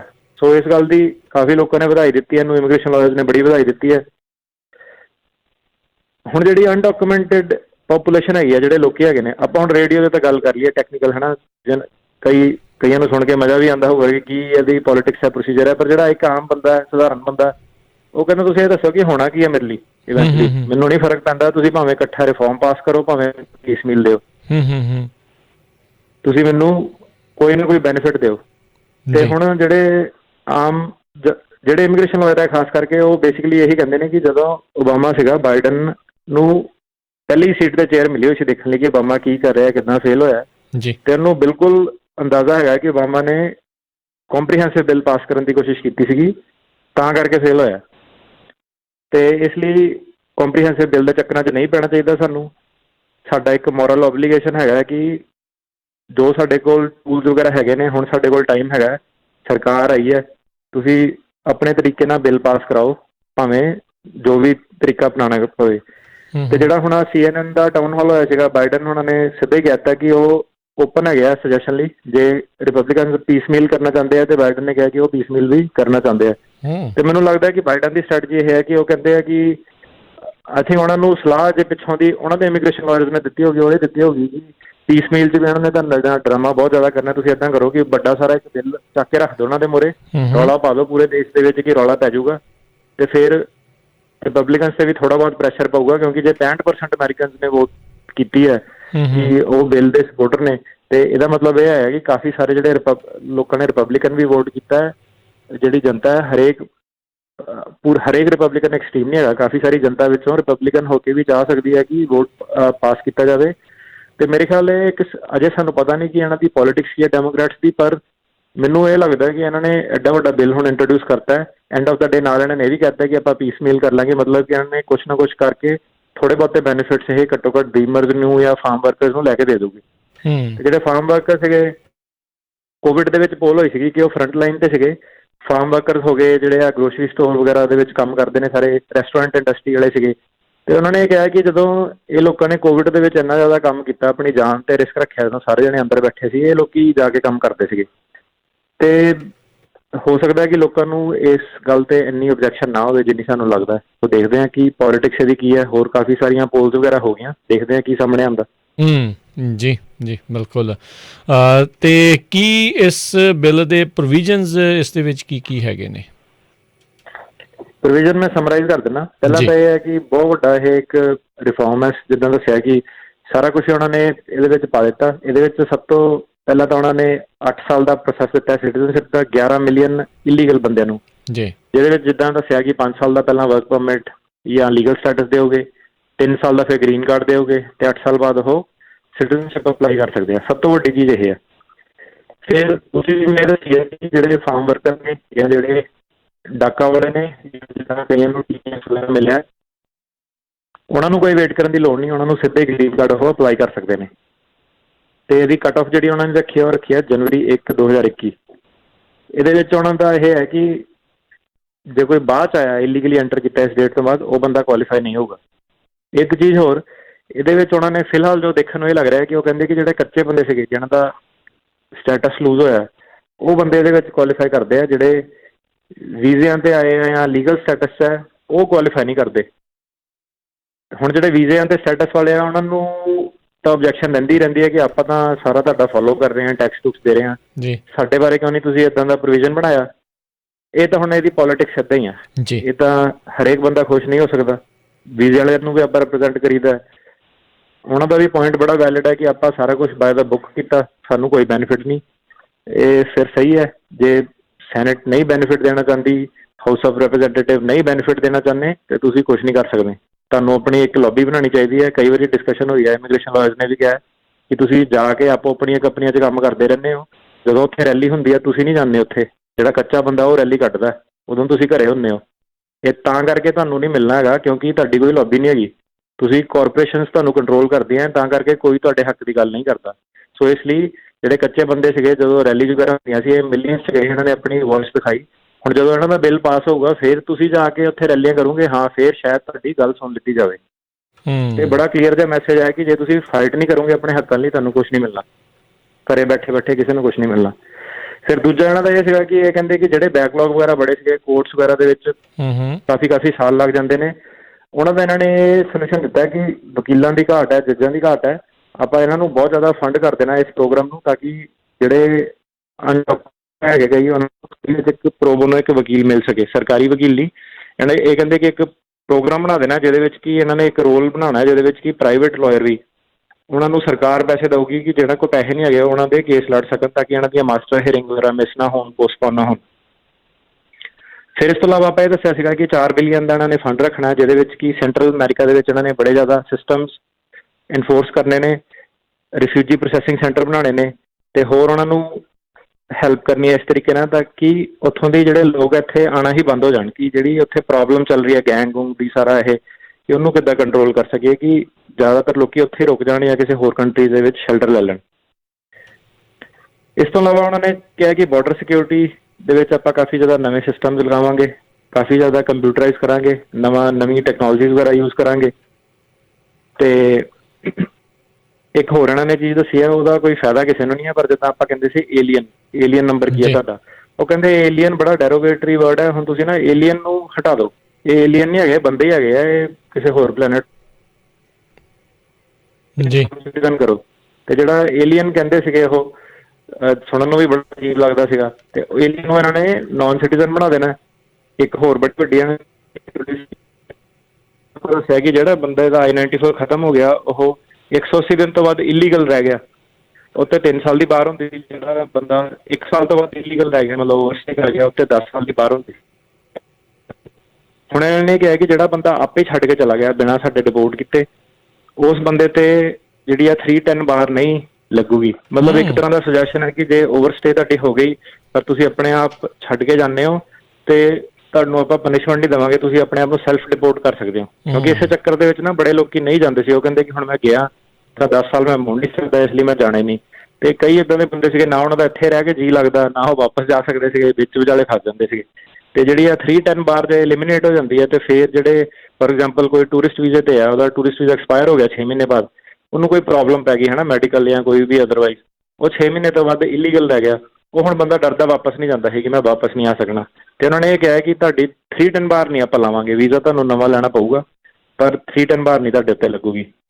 ਤੇ ਇਸ ਤੋਂ ਇਲਾਵਾ ਜਿਹੜਾ ਮੇਨ ਇੱਕ ਇੰਪਲੋਇਮੈਂਟ ਬੇਸ ਦੇ ਵਿੱਚ ਕੀ ਹੁੰਦਾ ਸੀਗਾ ਕਿ ਜਿੱਦਾਂ ਆਪਾਂ ਦੱਸਿਆ ਕਿ ਇੱਕ ਨੰਬਰ ਹੁੰਦੇ ਸੀਗੇ ਕਿ ਕਿੰਨੇ ਲੋਕੀ ਗ੍ਰੀਨ ਕਾਰਡ ਕਿੰਨੇ ਨੂੰ ਮਿਲ ਸਕਦਾ, ਸਿਰਫ 1,40,000 ਨੂੰ ਮਿਲ ਸਕਦਾ ਸੀਗਾ। ਉਹਦਾ ਇਹਨਾਂ ਦਾ ਸੁਜੈਸ਼ਨ ਹੈਗਾ 1,70,000 ਤੋਂ 80,000 ਕਰ ਦਿਓ। ਹੋਰ ਉਹਨਾਂ ਨੇ ਵਿੱਚ ਕੀ ਰਿਫਾਰਮ ਕੀਤਾ ਕਿ ਜਿਹੜੇ ਸਪਾਊਸ ਆਉਂਦੇ ਸੀਗੇ ਉਹਨਾਂ ਦੇ ਤੇ ਮਾਈਨਰ ਬੱਚੇ ਜਿਹੜੇ ਹੁੰਦੇ ਸੀਗੇ ਉਹਨਾਂ ਨੂੰ ਤੁਸੀਂ ਲੋਟਰੀ ਦੇ ਵਿੱਚ ਨਾ ਕਾਊਂਟ ਕਰੋ। ਹੁਣ ਜੇ ਤੁਸੀਂ ਉਹਨਾਂ ਨੂੰ ਨੰਬਰ ਦੇ ਵਿੱਚ ਨਹੀਂ ਕਾਊਂਟ ਕਰਦੇ ਹੋ ਤੇ ਆਟੋਮੈਟਿਕਲੀ ਜਿਹੜੇ ਤੁਹਾਡੇ 1,70,000 ਦੇ ਸਿੱਧੇ ਹੀ ਪ੍ਰਾਇਮਰੀ ਇੰਪਲੋਈ ਨੂੰ ਹੀ ਜਾ ਰਹੇ ਨੇ। ਤੇ ਉਹਦਾ ਮਤਲਬ ਇਹ ਹੈਗਾ ਕਿ ਤੁਹਾਨੂੰ 2 ਤੋਂ 3 ਗੁਣਾ ਗ੍ਰੀਨ ਕਾਰਡ ਮਿਲੂਗੇ ਜ਼ਿਆਦਾ, ਕਿਉਂਕਿ ਫੈਮਿਲੀ ਮੈਂਬਰਸ ਨਹੀਂ ਕਾਊਂਟ ਉਹਦੇ ਵਿੱਚ ਕਹਿੰਦੇ ਕਰਨੇ। ਇਹਦਾ ਮਤਲਬ ਇਹ ਹੈਗਾ ਕਿ ਜੇ ਤੁਸੀਂ ਉਹਨਾਂ ਨੂੰ ਨਹੀਂ ਕਾਊਂਟ ਕਰਨਾ ਤੇ ਜਿਹੜੇ LGBTQ ਕਮਿਊਨਿਟੀ ਦੇ ਜਿਹੜੇ LGBTQ ਪਾਰਟਨਰ ਸੀਗੇ, ਸੇਮ ਸੈਕਸ ਕਪਲਸ ਵਗੈਰਾ ਸੀਗੇ, ਉਹਨਾਂ ਨੂੰ ਵੀ ਹੁਣ ਉਹ ਵੀ ਇਹਦੇ ਥੱਲੇ ਕੁਆਲੀਫਾਈ ਕਰ ਜੂਗੇ, ਕਿਉਂਕਿ ਜੇ ਸਪਾਊਸ ਵਾਲੀ ਡੈਫੀਨੇਸ਼ਨ ਇਹਨਾਂ ਨੇ ਰਿਮੂਵ ਕਰਤੀ ਤਾਂ ਫਿਰ ਮਤਲਬ ਹੈਗਾ ਕਿ ਜਿਹਦੀ ਵੀ ਡੋਮੈਸਟਿਕ ਪਾਰਟਨਰਸ਼ਿਪ ਹੈ ਉਹ ਵਾਲੇ ਲੋਕ ਵੀ ਇਹਦੇ ਥੱਲੇ ਐਲੀਜੀਬਲ ਹੋ ਸਕਦੇ ਨੇ। ਫਿਰ ਜਿਹੜਾ ਇਹਨਾਂ ਦਾ ਲਾਸਟਲੀ ਜਿਹੜਾ ਇਹਨਾਂ ਦਾ ਡਾਇਵਰਸਿਟੀ ਵੀਜ਼ਾ ਸੀਗਾ, ਇਹ ਹੁਣ ਪਹਿਲੀ ਗੱਲ ਤਾਂ ਨਾ ਇਹ ਬਿੱਲ 500 ਸਮਥਿੰਗ ਪੇਜਾਂ ਦਾ ਹੈ। ਮੈਨੂੰ ਜੀ ਇੰਨਾ ਟਾਈਮ ਹੋ ਗਿਆ ਪੜ੍ਹਦੇ, ਹਰੇਕ ਪ੍ਰੋਵੀਜ਼ਨ ਤਾਂ ਮੈਂ ਸਮਰਾਈਜ਼ ਨਹੀਂ ਕਰ ਸਕਦਾ, ਨਾ ਹੀ ਆਪਾਂ ਪ੍ਰੋਗਰਾਮ 'ਚ ਡਿਸਕਸ ਕਰ ਸਕਦੇ ਹਾਂ। ਜੀ ਜੀ ਜੀ ਜਿਹੜੀਆਂ ਮੇਨ ਸਾਡੇ ਲਿਸਨਰਸ ਨੂੰ ਅਫੈਕਟ ਕਰਦੀਆਂ ਉਹੀ ਮੈਂ ਡਿਸਕਸ ਕਰੂੰਗਾ। ਤੇ ਫਿਰ ਜਿਹੜੀ ਆਪਣਾ ਡਾਇਵਰਸਿਟੀ ਵੀਜ਼ਾ ਵਾਲਾ ਪ੍ਰੋਗਰਾਮ ਸੀਗਾ, ਜਿਹੜੇ ਛੋਟੇ ਟਾਪੂਆਂ ਤੋਂ ਆਉਂਦੇ ਨੇ, ਫਿਜੀ, ਨੇਪਾਲ, ਜਿਹੜੀਆਂ ਕੰਟਰੀਜ਼ ਦੇ ਵਿੱਚ ਡਾਇਵਰਸਿਟੀ ਵੀਜ਼ਾ ਹੈਗਾ, ਲੋਟਰੀ ਜਿਹਨੂੰ ਕਹਿੰਦੇ ਨੇ, ਸਿੱਧੇ ਗ੍ਰੀਨ ਕਾਰਡ ਲੋਟਰੀ, ਉਹ ਕਹਿੰਦੇ ਨੇ ਕਿ 55,000 ਤੋਂ ਇਨਕਰੀਜ਼ ਕਰਕੇ ਤੁਸੀਂ 80,000 ਕਰ ਦਿਓ। ਜੀ ਜੀ ਜੀ ਸੋ ਕਾਫੀ ਜਿਹੜੇ ਇਸ ਦੇ ਵਿੱਚ ਪ੍ਰੋਵੀਜ਼ਨਸ ਜਿਹੜੇ ਉਹ ਰੱਖੇ, ਜਿੱਦਾਂ ਤੁਸੀਂ ਕਿਹਾ ਵੀ 500 ਪੇਜ ਦਾ ਹੈਗਾ ਆ। ਤੁਹਾਡੀ ਕੀ ਗੱਟ ਫੀਲਿੰਗ ਹੈਗੀ ਆ, ਇਹ ਹੋ ਸਕਦਾ ਹੈ ਪਾਸ ਕਿ ਨਹੀਂ? ਇਹ ਇੱਕ ਵਾਰੀ ਤਾਂ ਪਹਿਲੋਂ ਇਹਨਾਂ ਦੇ ਡੈਮੋਕ੍ਰੇਟ ਪ੍ਰਸ਼ਾਸਨ ਨੇ ਟਰਾਈ ਕੀਤਾ ਸੀ, ਉਦੋਂ ਤਾਂ ਰਹਿ ਗਏ ਸੀ। ਤੁਹਾਨੂੰ ਕੀ ਲੱਗਦਾ ਇਸ ਵਾਰ ਹੋਊ ਕੁਛ? ਮੈਨੂੰ ਇਹ ਲੱਗਦਾ ਹੈ ਕਿ ਕਿਉਂਕਿ ਬਾਈਡਨ ਨੇ ਇਹਨੂੰ ਆਪਣੀ ਇੱਕ ਪ੍ਰਾਇਓਰਟੀ ਬਣਾ ਲਿਆ। ਦੇਖੋ ਜੇ 100 ਦਿਨ ਵੀ ਨਹੀਂ ਮਤਲਬ ਪੂਰੇ ਹੋਏ, ਪਹਿਲੇ ਦਿਨ ਆ ਕੇ ਇਹਨੇ ਐਲਾਨ ਕਰਤਾ ਸੀਗਾ ਕਿ ਇੱਦਾਂ ਕਰਨਾ, ਤੇ ਹੁਣ ਬੜੀ ਅਗਰੈਸਿਵਲੀ ਉਹਨਾਂ ਨੇ ਇਹਨੂੰ ਇੰਟਰੋਡਿਊਸ ਕੀਤਾ। ਤੇ ਮੈਨੂੰ ਲੱਗਦਾ ਹੈ ਕਿ ਇਹ ਹੁਣ 4 ਸਾਲ ਹੈ ਇਹਨਾਂ ਦੇ ਕੋਲ ਕੁਛ, ਇਹ ਜੇ ਮਤਲਬ ਇਹਨਾਂ ਨੇ ਇਹ ਇੰਡੀਕੇਟ ਕਰਤਾ ਕਿ ਸਾਡੀ ਲੈਜਿਸਲੇਟਿਵ ਇੱਕ ਪ੍ਰਾਇਓਰਟੀ ਹੈ। ਮਤਲਬ ਕਹਿੰਦਾ ਹੈ ਕਿ ਤੇ ਇਹਦੇ ਨਾਲ ਆਪਾਂ ਇਹ ਵੀ ਦੇਖਿਆ ਕਿ ਕਿੱਦਾਂ ਲੋਕੀ ਐਂਟਰ ਹੋਣੇ, ਕਿੱਦਾਂ ਅਸਾਈਲਮ ਅਪਲਾਈ ਕਰਨਾ, ਬਾਰਡਰ ਤੇ ਕਿਸੇ ਨੂੰ ਰੋਕਣਾ ਟੋਕਣਾ, ਉਹ ਆਪਾਂ ਦੇਖਿਆ ਕਿ ਆਲਰੇਡੀ ਇਹਨਾਂ ਨੇ ਰਿਲੈਕਸ ਕਰਨਾ ਸ਼ੁਰੂ ਕਰਤਾ। ਆਪਣੇ ਵੱਲੋਂ ਇਹਨੇ ਦੱਸਤਾ ਕਿ ਸਾਡੇ ਵੱਲੋਂ ਇਹ ਪੁਲਿਸ ਸਟੇਟ ਨਹੀਂ ਹੋਗੀ, ਲੋਕਾਂ ਨੂੰ ਹੱਕ ਹੋਊਗਾ ਕਿ ਅਸਾਈਲਮ ਫਾਈਲ ਕਰਨ ਦਾ। ਹੁਣ ਮੈਨੂੰ ਇਹ ਲੱਗਦਾ ਕਿ ਬਾਈਡਨ ਉਹਨਾਂ ਨੇ ਜਿਹੜਾ ਛਲਕਾਪਟ ਕੋਈ ਨਹੀਂ ਉਹਨਾਂ ਨੇ ਸਿੱਧੇ ਇੰਡੀਕੇਟ ਕਰਤਾ ਕਿ ਆਪਾਂ ਪ੍ਰੋ ਇਮੀਗ੍ਰੇਸ਼ਨ ਹੀ ਜਾਣਾ ਹੈਗਾ। ਓਬਾਮਾ ਦੇ ਟਾਈਮ ਤੇ ਸੀਗਾ ਕਿ ਪ੍ਰੋ ਇਮੀਗ੍ਰੇਸ਼ਨ ਕਹਿ ਕੇ ਬੰਦੇ ਡਿਪੋਰਟ ਕਰਤੇ ਸੀ ਇਹਨਾਂ ਨੇ ਬਹੁਤ ਜ਼ਿਆਦਾ, ਜਿਹਦੇ ਕਰਕੇ ਕਿ ਕਾਫੀ ਜ਼ਿਆਦਾ ਲੋਕ ਇਹਨਾਂ ਤੋਂ ਨਾਰਾਜ਼ ਹੋ ਗਏ ਸੀਗੇ, ਇੰਕਲੂਡਿੰਗ ਇਮੀਗ੍ਰੇਸ਼ਨ ਲਾਇਰਸ। ਇਸ ਐਡਮਿਨਿਸਟ੍ਰੇਸ਼ਨ ਦਾ ਮੈਨੂੰ ਇਹ ਲੱਗਦਾ ਹੈ ਕਿ ਅਜੇ ਤੱਕ ਕਿ ਕਿਉਂਕਿ ਇਹਨਾਂ ਨੇ ਐਡੀ ਅਗਰੈਸਿਵਲੀ ਸ਼ੁਰੂ ਤੋਂ ਕਰਤਾ, ਇਹ ਇੱਦਾਂ ਲੋਕਾਂ ਨਾਲ ਹੁਣ ਨਜਾਇਜ਼ ਨਹੀਂ ਕਰੂਗੇ ਜਿੱਦਾਂ ਓਬਾਮਾ ਹੋਣਾ ਨੇ ਕੀਤਾ ਜਾਂ ਟਰੰਪ ਹੋਣਾ ਨੇ ਕੀਤਾ। ਕੁਐਸਚਨ ਬਸ ਇਹੀ ਰਹਿ ਜਾਂਦਾ ਕਿ ਹੁਣ ਬਿੱਲ ਇਹ ਇੰਟਰੋਡਿਊਸ ਹੋਇਆ, ਪਾਸ ਕਿੱਦਾਂ ਦਾ ਹੁੰਦਾ, ਕਿ ਇੱਦਾਂ ਦਾ ਹੀ ਸਟਰੋਂਗ ਬਿੱਲ ਪਾਸ ਹੁੰਦਾ ਕਿ ਇਹ ਕਿਸੇ ਕੱਟ ਕੇ ਪ੍ਰੋਵੀਜ਼ਨਸ ਕਿ ਇਹਦੇ ਵਿੱਚ ਬੜੇ ਥੋੜ੍ਹੇ ਜਿਹੇ ਬਚਨ। ਮੈਨੂੰ ਪਰਸਨਲੀ ਲੱਗਦਾ ਕਿ ਘੱਟੋ ਘੱਟ ਜਿਹੜੇ ਡਾਕਾ ਵਾਲੇ ਹੈਗੇ ਨੇ ਉਹਨਾਂ ਨੂੰ ਕਾਫੀ ਸਪੋਰਟ ਹੈ ਇਸ ਵੇਲੇ, ਕਿਉਂਕਿ ਉਹਨਾਂ ਦੀ ਕਾਲਜ ਦੀ ਰਿਕੁਆਇਰਮੈਂਟ ਹੈ, ਮਿਲਟਰੀ ਦੇ ਵਿੱਚ ਕੰਮ ਕਰਨ ਦੀ ਰਿਕੁਆਇਰਮੈਂਟ ਹੈ। ਤਾਂ ਮੈਨੂੰ ਇਹ ਲੱਗਦਾ ਕਿ ਇਹ 2-3 ਡਿਫਰੈਂਟ ਹਿੱਸਿਆਂ 'ਚ ਹੀ ਪਾਸ ਹੋਊਗਾ। ਐਗਰੀਕਲਚਰ ਵਾਲਿਆਂ ਦਾ ਅਲੱਗ ਪਾਸ ਹੋਊਗਾ, ਡਾਕਾ ਵਾਲਿਆਂ ਦਾ ਅਲੱਗ ਪਾਸ ਹੋਊਗਾ। ਜਿਹੜੇ ਬਿਲਕੁਲ ਕੱਚੇ ਨੇ ਉਹਨਾਂ ਨੂੰ ਪੱਕਾ ਕਰ ਦੇਣਾ। ਮੈਨੂੰ ਲੱਗਦਾ ਕਿ ਉਹ ਥੋੜ੍ਹਾ ਜਿਹਾ ਇਹਨਾਂ ਦੇ ਲਈ ਚੈਲੰਜਿੰਗ ਹੋ ਜਾਣਾ ਇਸ ਵੇਲੇ, ਉਹ ਨਹੀਂ ਇਹਨਾਂ ਦੇ ਕੋਲ। ਤੇ ਜੇ ਇਹ ਹੈ ਕਿ ਜੇ ਰਿਪਬਲਿਕਨ ਸਪੋਰਟ ਦੀ ਉਡੀਕ ਕਰਦੇ ਰਹੇ ਕਿ ਰਿਪਬਲਿਕਨ ਸਾਰੇ ਆ ਕੇ ਨਾਲ ਰਲੂਗੇ ਕਿ 10 ਵੋਟਾਂ ਇਕੱਠੀਆਂ ਕਰਾਂਗੇ ਸੈਨੇਟ ਦੀਆਂ, ਉਹ ਤਾਂ ਇਹਨਾਂ ਦਾ ਫਿਰ ਜਿਹੜਾ ਜਿੱਦਾਂ ਦੱਸਿਆ ਕਿ ਫਿਲਬਸਟਰ ਨਹੀਂ ਹੋਇਆ ਤਾਂ ਇਹਨਾਂ ਦਾ ਉੱਥੇ ਡਿਬੇਟ ਡਬੂਟ 'ਚ ਹੀ ਟਾਈਮ ਇੰਨਾ ਕੁ ਖਰਾਬ ਹੋ ਜਾਣਾ ਤੇ ਬਾਅਦ 'ਚ ਕੋਈ ਹੋਰ ਮੁੱਦੇ ਆ ਜਾਣੇ, ਹੋਰ ਬਿੱਲ ਆ ਜਾਣੇ ਨੇ। ਰਿਪਬਲਿਕਨਸ ਨੇ ਫਿਰ ਹੌਸਟੇਜ ਰੱਖ ਲੈਣਾ ਇਮੀਗ੍ਰੇਸ਼ਨ ਬਿੱਲ ਨੂੰ ਤੇ ਕਹਿਣਾ ਕਿ ਪਹਿਲਾਂ ਤੁਸੀਂ ਆਹ ਪਾਸ ਕਰੋ ਫਿਰ ਆਪਾਂ ਉਹ ਕਰਾਂਗੇ। ਜੀ ਜੀ ਬਿਲਕੁਲ ਇਹੀ ਪੋਲਿਟਿਕਸ ਆ, ਇਹੀ ਜਿਹੜਾ ਆ ਇਹ ਇਸ ਤਰੀਕੇ ਦੇ ਨਾਲ ਜਿਹੜੀਆਂ ਪਾਰਟੀਆਂ ਆ ਉਹ ਕਰਦੀਆਂ ਆ, ਆਪਣੇ ਮਤਲਬ ਜਿਹੜੇ ਆ ਹਰ ਇੱਕ ਨੇ ਜਿਹੜੇ ਉਹ ਕੱਢਣੇ ਹੁੰਦੇ ਆ। So let's see we overall ਕੀ ਜਿਹੜਾ ਇਸ ਦਾ ਫਾਇਦਾ ਹੁੰਦਾ ਆ, ਪਾਸ ਹੁੰਦਾ ਹੈ ਕਿ ਨਹੀਂ। ਇੱਕ ਵਾਰੀ ਫੇਰ ਸਪਸ਼ਟ ਜੀ ਕਰਦੇ ਜਾਈਏ, ਇਹ ਪਾਥਵੇ ਟੂ ਸਿਟੀਜ਼ਨਸ਼ਿਪ ਅਜੇ ਸ਼ੁਰੂ ਨਹੀਂ ਹੋਈ, ਇਹ ਸਿਰਫ ਤੇ ਸਿਰਫ ਇਸ ਦੇ ਉੱਤੇ ਗੱਲਬਾਤ ਜਿਹੜੀ ਆ ਉਹ ਚੱਲਣੀ ਸ਼ੁਰੂ ਹੋਈ ਆ।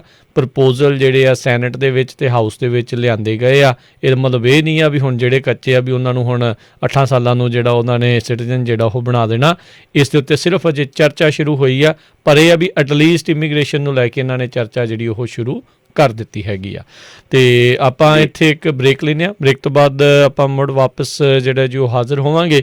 ਤੇ ਸਰੋਤਿਓ ਤੁਸੀਂ ਵੀ ਕਾਲ ਕਰਕੇ ਆਪਣੇ ਜਿਹੜੇ ਸਵਾਲ ਆ ਉਹ ਪੁੱਛ ਸਕੋਗੇ। ਨੰਬਰ ਹੈ ਸਟੂਡੀਓ 'ਚ ਕਾਲ ਕਰਨ ਦੇ ਲਈ 408 272 5200 4082725200 ਤੇ ਮਿਲਦੇ ਹਾਂ ਤੁਹਾਨੂੰ ਸਾਰਿਆਂ ਨੂੰ ਇੱਕ ਬ੍ਰੇਕ ਤੋਂ ਬਾਅਦ 'ਚ।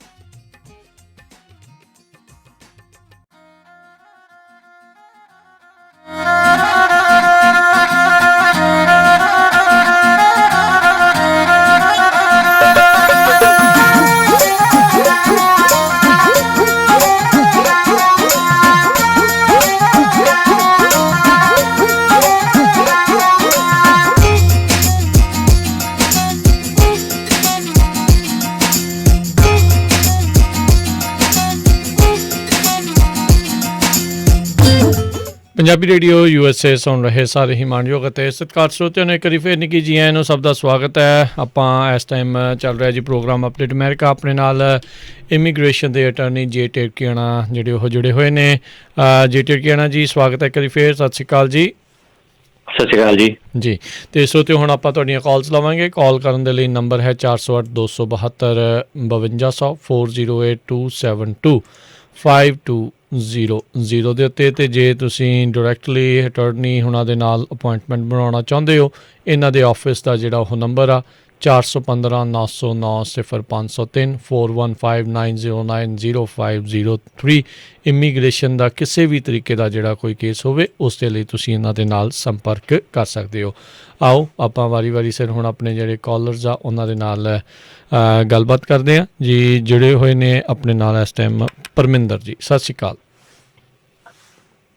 ਮੈਂ ਨਾ ਇੱਕ ਛੋਟਾ ਜਿਹਾ ਕੁਐਸਚਨ ਦੋਨੋਂ ਵੀਰਾਂ ਨੂੰ ਸਤਿ ਸ਼੍ਰੀ ਅਕਾਲ। ਸਤਿ ਸ਼੍ਰੀ ਅਕਾਲ ਜੀ। ਜੀ ਮੈਂ ਨਾ ਇੱਕ ਛੋਟਾ ਜਿਹਾ ਕੁਐਸਚਨ ਪੁੱਛਿਆ। ਇੱਕ ਨਾ ਮੈਂ ਕਿਸੇ ਕੰਪਨੀ 'ਚ ਹੈਲਪ ਕੀਤੀ ਸੀ ਫਰਾਡ ਕੇਸ ਦੀ ਬੜੀ ਵੱਡੇ, ਤੇ ਉਸ ਫਰਾਡ ਕੇਸ ਉਹ ਪਕੜਿਆ ਵੀ ਗਿਆ ਸੀ। ਤੇ ਉਹਦੇ 'ਚ ਮੈਨੂੰ ਕਿਹੜਾ ਉਹਨਾਂ ਨੇ ਕਿਹਾ ਸੀ ਤੁਹਾਨੂੰ ਲੈਟਰ ਭੇਜਾਂਗੇ ਘਰ ਇੱਕ ਤੁਹਾਡੀ ਹੈਲਪ ਵਾਸਤੇ, ਉਹ ਕਿਹੜਾ ਫਾਰਮ ਹੁੰਦਾ ਜਿਹੜਾ ਮੈਨੂੰ ਹੈਲਪ ਕਰੇਗਾ ਅਸਾਈਲਮ ਕੇਸ ਵਿੱਚ?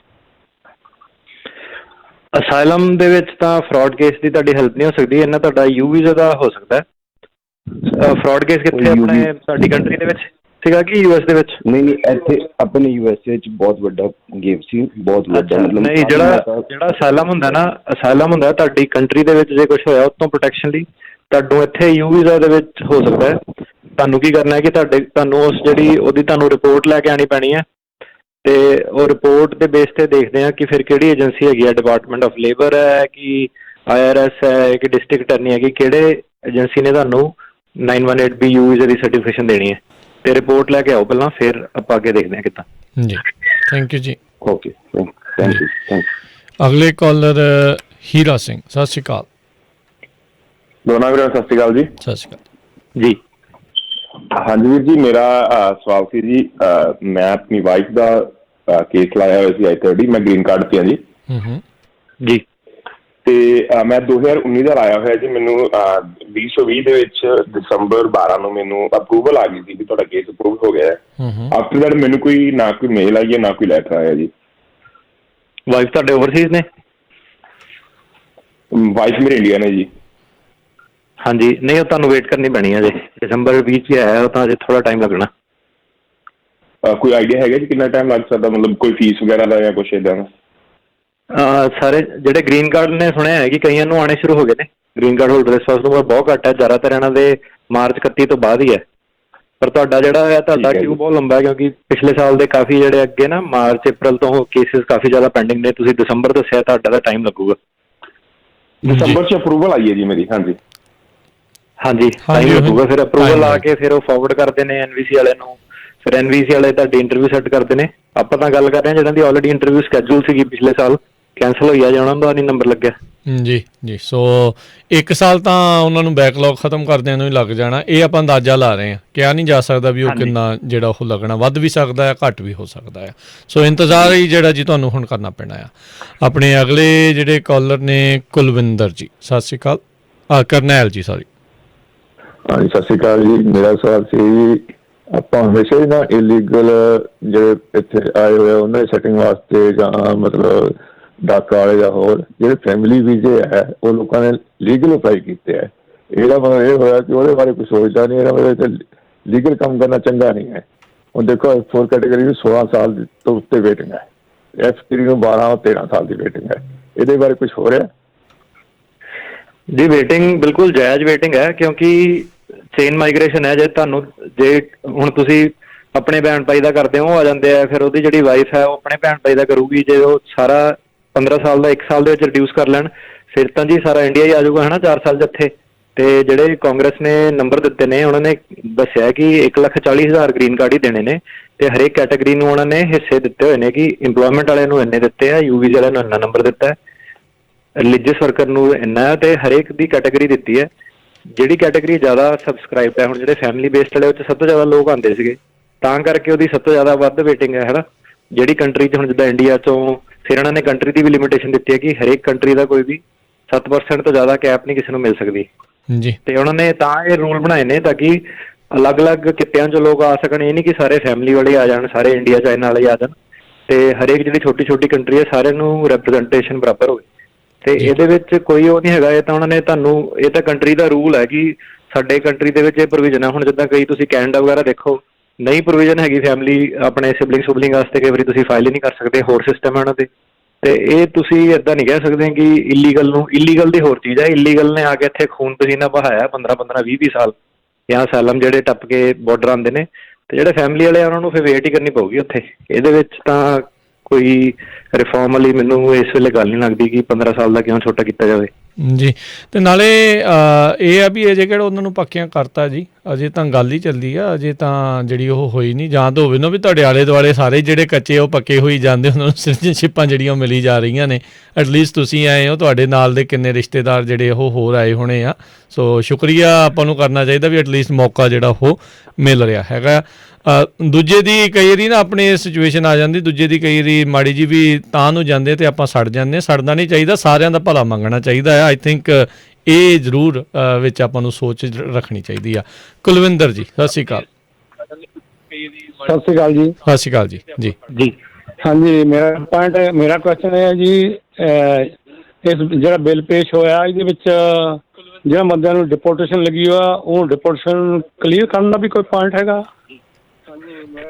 ਇਹਦੇ ਬਾਰੇ ਬੜਾ ਗੁੱਡ ਕੁਐਸਚਨ ਹੈ। ਸਾਨੂੰ ਵੀ ਕਿਉਰਿਓਸਿਟੀ ਹੈਗੀ ਭਾਜੀ, ਜਦੋਂ ਦੱਸਿਆ ਸੀਗਾ ਆਪਾਂ ਕਿ ਡਿਪੈਂਡ ਕਰਦਾ ਕਿ ਬਿੱਲ ਪਾਸ ਕਿੱਦਾਂ ਦਾ ਹੁੰਦਾ। ਇਹ ਤਾਂ ਇੰਟਰੋਡਿਊਸ ਹੋਇਆ, ਇੰਟਰੋਡਿਊਸ ਤਾਂ ਇਹਨਾਂ ਨੇ ਬੜਾ ਬਰੋਡ ਜਿਹਾ ਕੀਤਾ ਕਿ ਜਨਵਰੀ 1 2021 ਤੋਂ ਪਹਿਲਾਂ ਜਿਹੜੇ ਆਏ ਸੀਗੇ।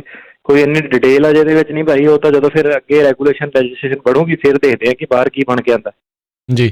ਪਰ ਇਹ ਜਿੱਦਾਂ ਉਹਨਾਂ ਨੇ ਕਿਹਾ ਵੀ 310 ਬਾਰ ਜਿਹੜੀ ਉਹਦੀ ਪ੍ਰੋਵੀਜ਼ਨ ਜਿਹੜੀ ਜ਼ਰੂਰ ਇਹਨਾਂ ਨੇ ਜਿਹੜੀ ਉਹ ਰੱਖੀ ਆ, ਜਿਨ੍ਹਾਂ ਦੇ ਉੱਤੇ ਲੱਗੀ ਆ ਉਸ ਦੇ ਬਾਰੇ ਅਜੇ ਪਤਾ ਲੱਗੂਗਾ ਜੇ ਪਾਸ ਹੋਣ ਵੱਲ ਨੂੰ ਵੱਧਦਾ। ਸੋ ਅਜੇ ਪ੍ਰਪੋਜ਼ਲ ਆ। ਤੇ ਤੁਸੀਂ ਵੀ ਸੋ 'ਤੇ ਕਾਲ ਕਰਕੇ ਜੇ ਸਵਾਲ ਪੁੱਛਣਾ ਚਾਹੁੰਦੇ ਹੋ ਇਮੀਗ੍ਰੇਸ਼ਨ ਅਟਰਨੀ ਜੇ ਟਿੜਕਿਆਣਾ ਹੋਣਾ ਨੂੰ, ਨੰਬਰ ਹੈਗਾ 408 272 5200 408272 5200 ਦੇ ਉੱਤੇ। ਅਗਲੇ ਜਿਹੜੇ ਕਾਲਰ ਨੇ ਆਪਣੇ ਨਾਲ ਜੁੜੇ ਹੋਏ ਅਮਨ। ਸਤਿ ਸ਼੍ਰੀ ਅਕਾਲ ਬਾਈ ਜੀ। ਸਤਿ ਸ਼੍ਰੀ ਅਕਾਲ ਜੀ। ਸਤਿ ਸ਼੍ਰੀ ਅਕਾਲ ਜੀ। ਸਤਿ ਸ਼੍ਰੀ ਅਕਾਲ ਜੈ ਬਾਈ।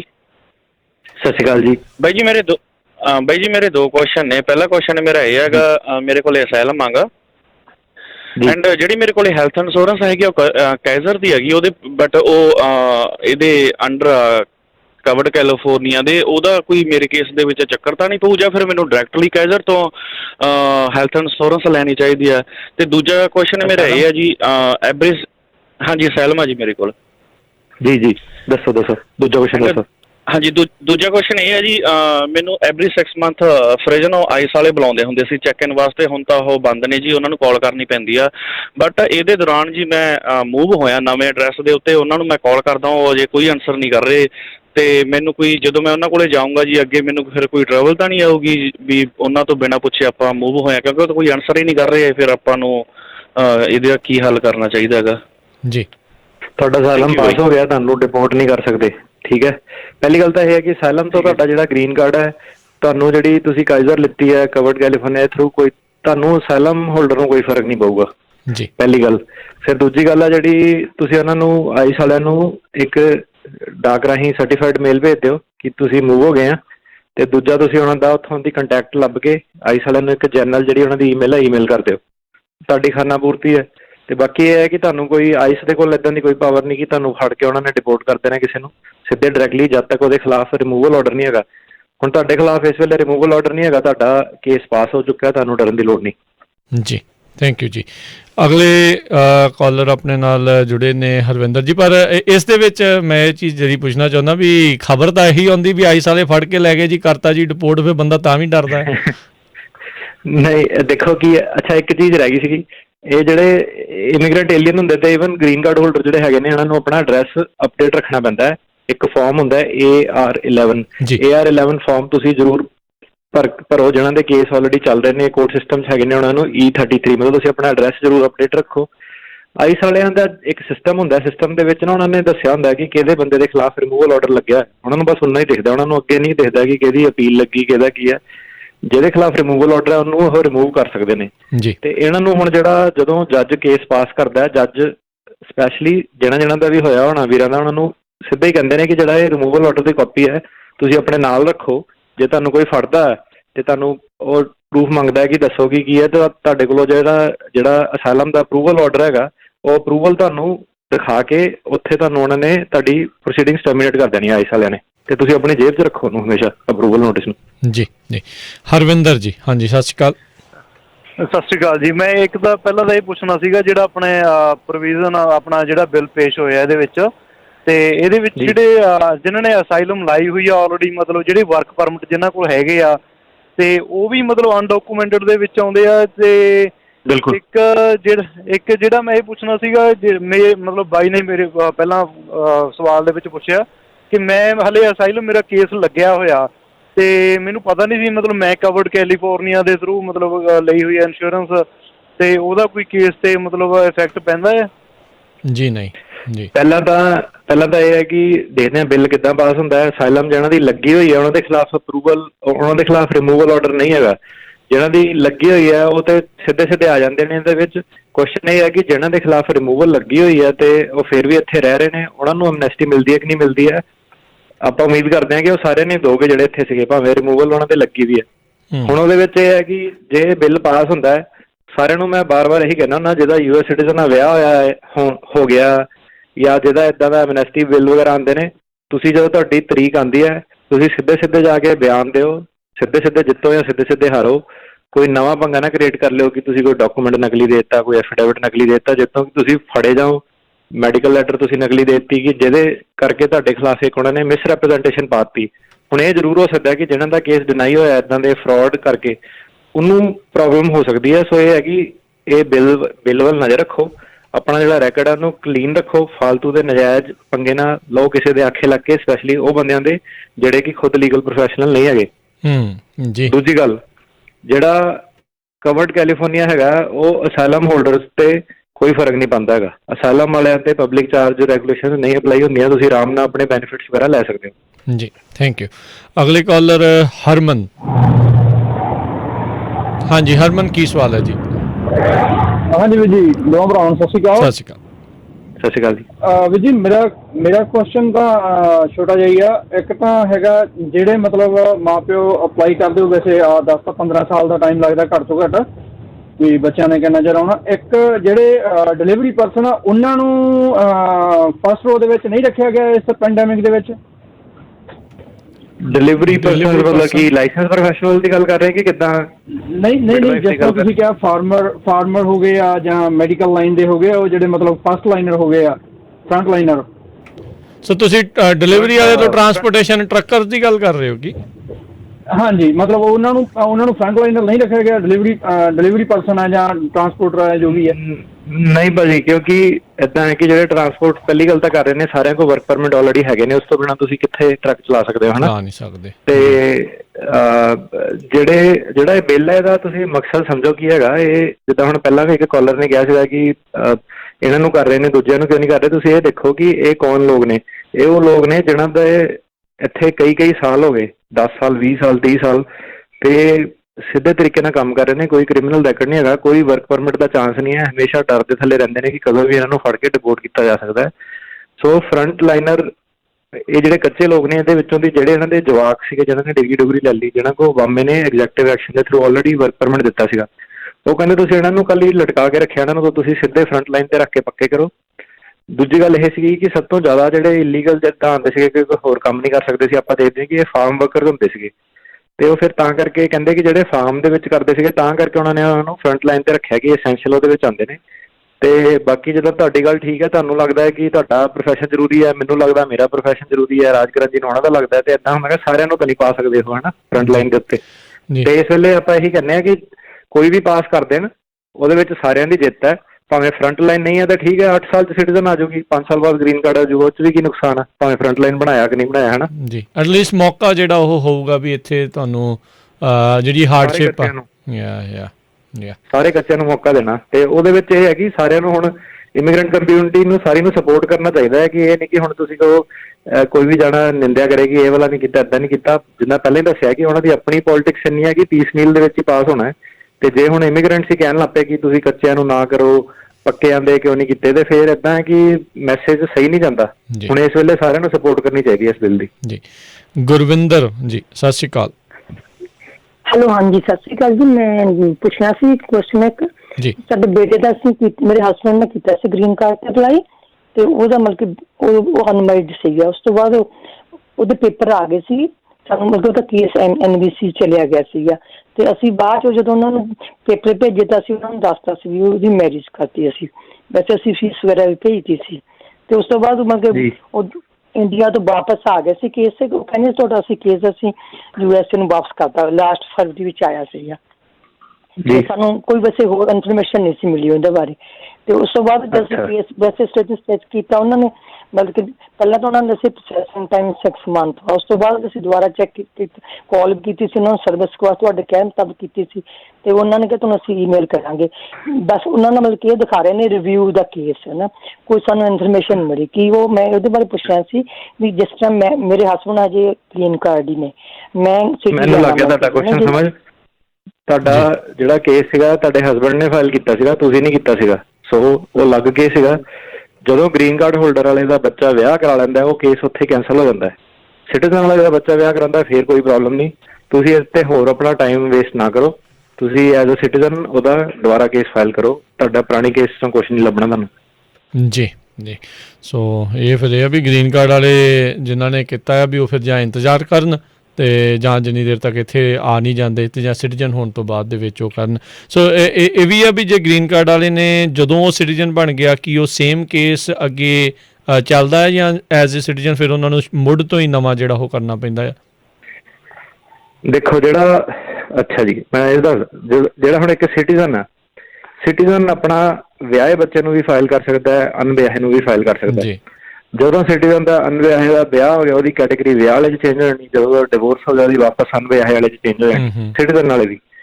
ਜਿਹੜਾ ਗ੍ਰੀਨ ਕਾਰਡ ਹੋਲਡਰ ਹੈ ਉਹ ਵਿਆਹੇ ਬੱਚੇ ਦਾ ਨਹੀਂ ਕਰ ਸਕਦਾ। ਸੋ ਗ੍ਰੀਨ ਕਾਰਡ ਹੋਲਡਰ ਜਦੋਂ ਅਣਵਿਆਹੇ ਬੱਚੇ ਦਾ ਕਰਦਾ, ਜਦੋਂ ਵਿਆਹੇ ਵਾਲੇ ਦੇ ਵਿੱਚ ਜਾਂਦਾ ਹੈ ਤੇ ਉਹਦੀ ਕੋਈ ਕੈਟੇਗਰੀ ਹੁੰਦੀ ਨਹੀਂ, ਇਸ ਲਈ ਕੇਸ ਕੈਂਸਲ ਹੋ ਜਾਂਦਾ।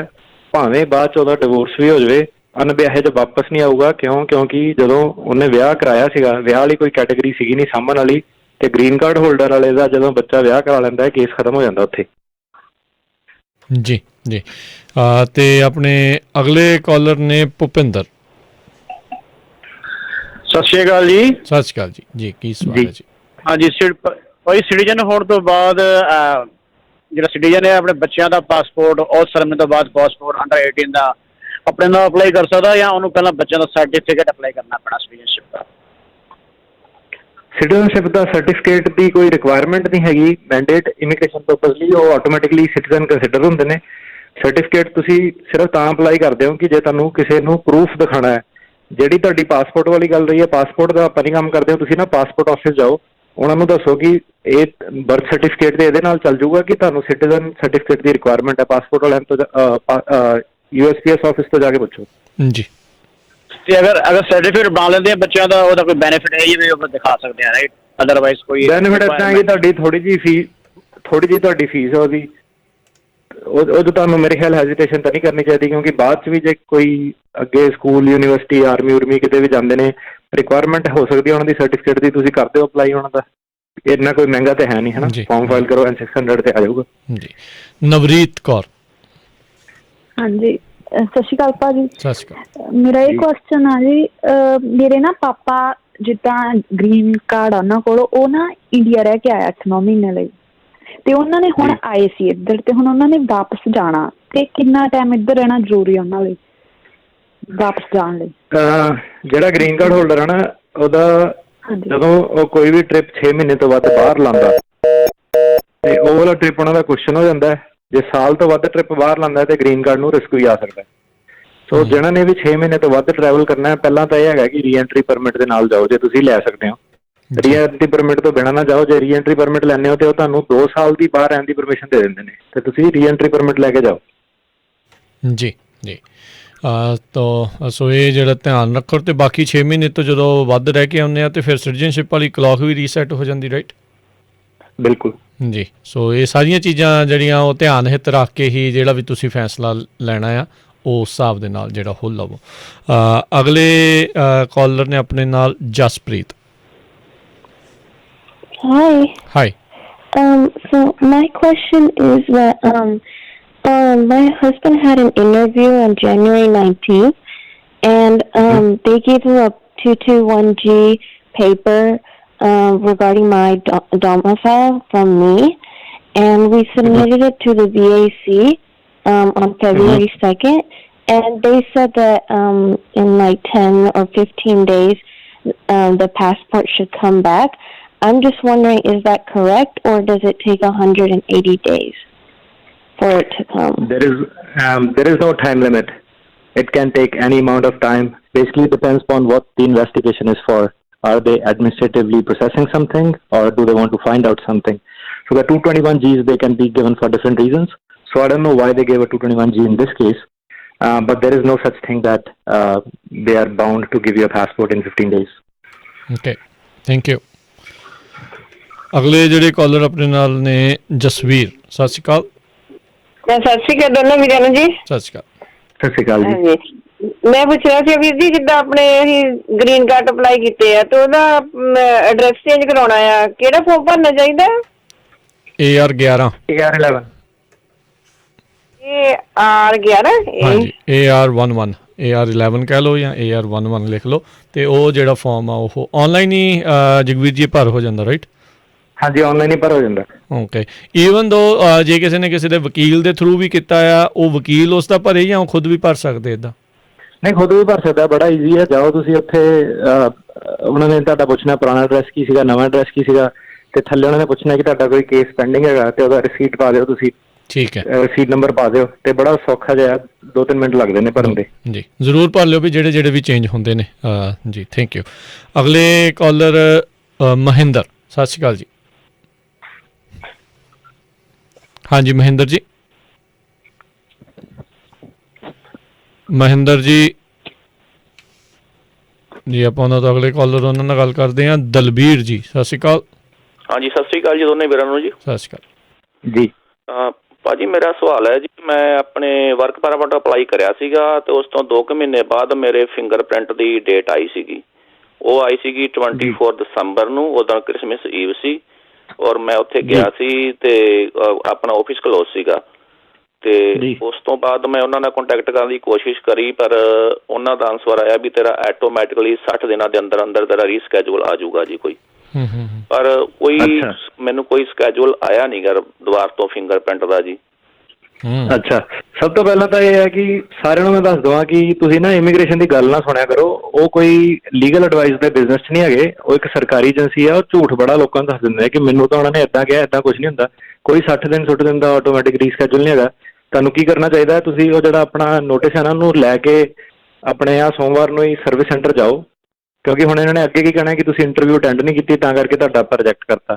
ਤੁਸੀਂ ਸਰਵਿਸ ਸੈਂਟਰ ਜਾਓ, ਉਹਨਾਂ ਨੂੰ ਕਹੋ ਕਿ ਇੱਦਾਂ ਸੀਗਾ, ਮੈਨੂੰ ਇਹ ਕਿਹਾ ਗਿਆ ਸੀਗਾ, ਪਰ ਮੇਰੇ ਫਿੰਗਰਪ੍ਰਿੰਟ ਤੁਸੀਂ ਲੈ ਸਕਦੇ ਕਿ ਨਹੀਂ ਲੈ ਸਕਦੇ।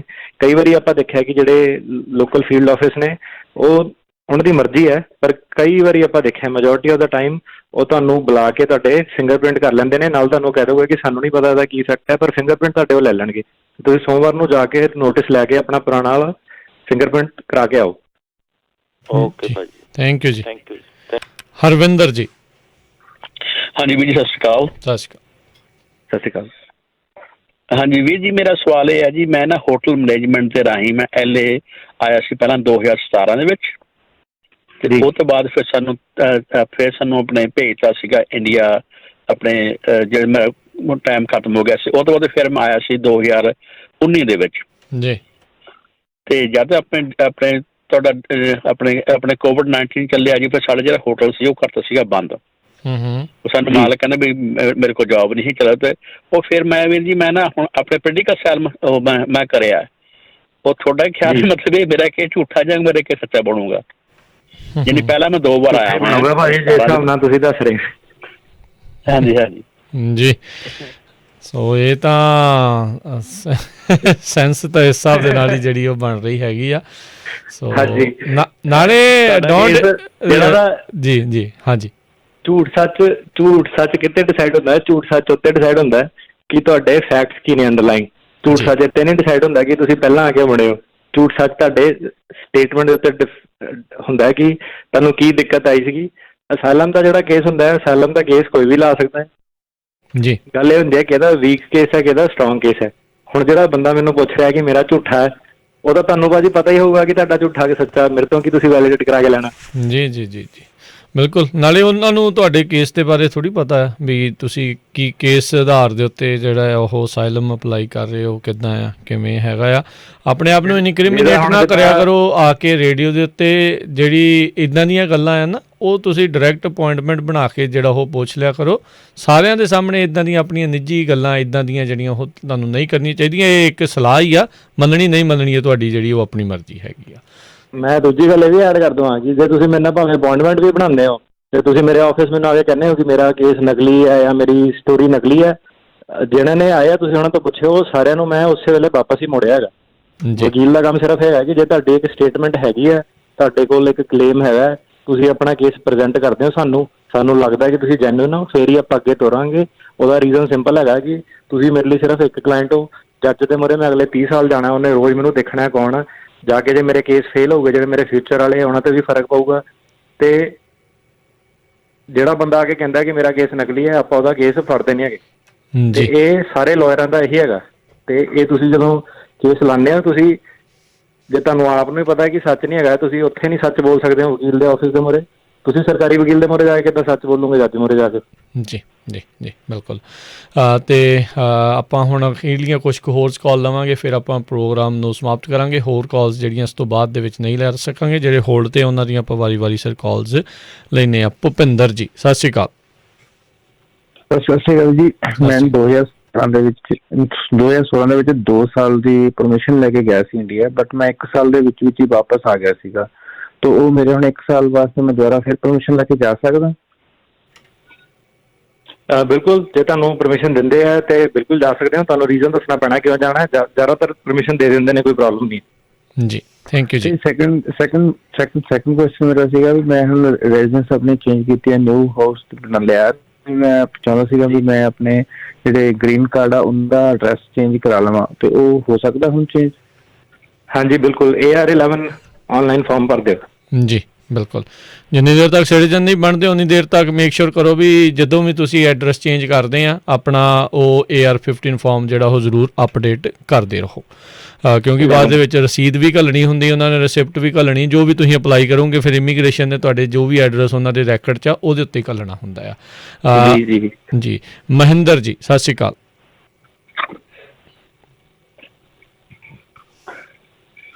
ਰਾਜ ਜੀ ਸਤਿ ਸ਼੍ਰੀ ਅਕਾਲ। ਸਤਿ ਸ਼੍ਰੀ ਅਕਾਲ ਭਾਜੀ। ਸਤਿ ਸ਼੍ਰੀ ਅਕਾਲ। ਸਤਿ ਸ਼੍ਰੀ ਅਕਾਲ ਜੀ। ਭਾਜੀ ਮੇਰੇ 2 ਸਵਾਲ ਹੈ ਜੀ। ਪਹਿਲਾਂ ਤਾਂ ਮੈਂ ਸਾਰੇ ਜਿੰਨੇ ਵੀ ਵੀਰ ਮੇਰੇ ਸੁਣਦੇ ਪਏ, ਮੈਂ ਤੇ ਚਲੋ ਭਾਜੀ ਨਾਲ ਮੇਰੀ ਕੋਈ ਰਿਸ਼ਤੇਦਾਰੀ ਨਹੀਂ, ਕੋਈ ਕੁਛ ਨਹੀਂ। ਮੈਂ ਨਿੱਜੀ ਤੌਰ ਤੇ ਭਾਜੀ ਨੂੰ ਆਫਿਸ ਜਾ ਕੇ ਮਿਲਿਆ, ਬੜਾ ਵਧੀਆ ਤੇ ਬਹੁਤ ਵਧੀਆ ਗਾਈਡ ਕਰਦੇ। ਮੈਂ ਸਾਰਿਆਂ ਨੂੰ ਕਹੂੰਗਾ ਬਾਕੀ ਵੀ ਵਕੀਲਾਂ ਨੂੰ ਮਿਲਦੇ ਹੋਗੇ, ਇੰਨਾ ਵਧੀਆ ਤੁਹਾਨੂੰ ਨਹੀਂ ਫੋਲੋ ਕਰਨਗੇ ਜਿੰਨਾ ਭਾਜੀ ਕਰਦੇ ਆ।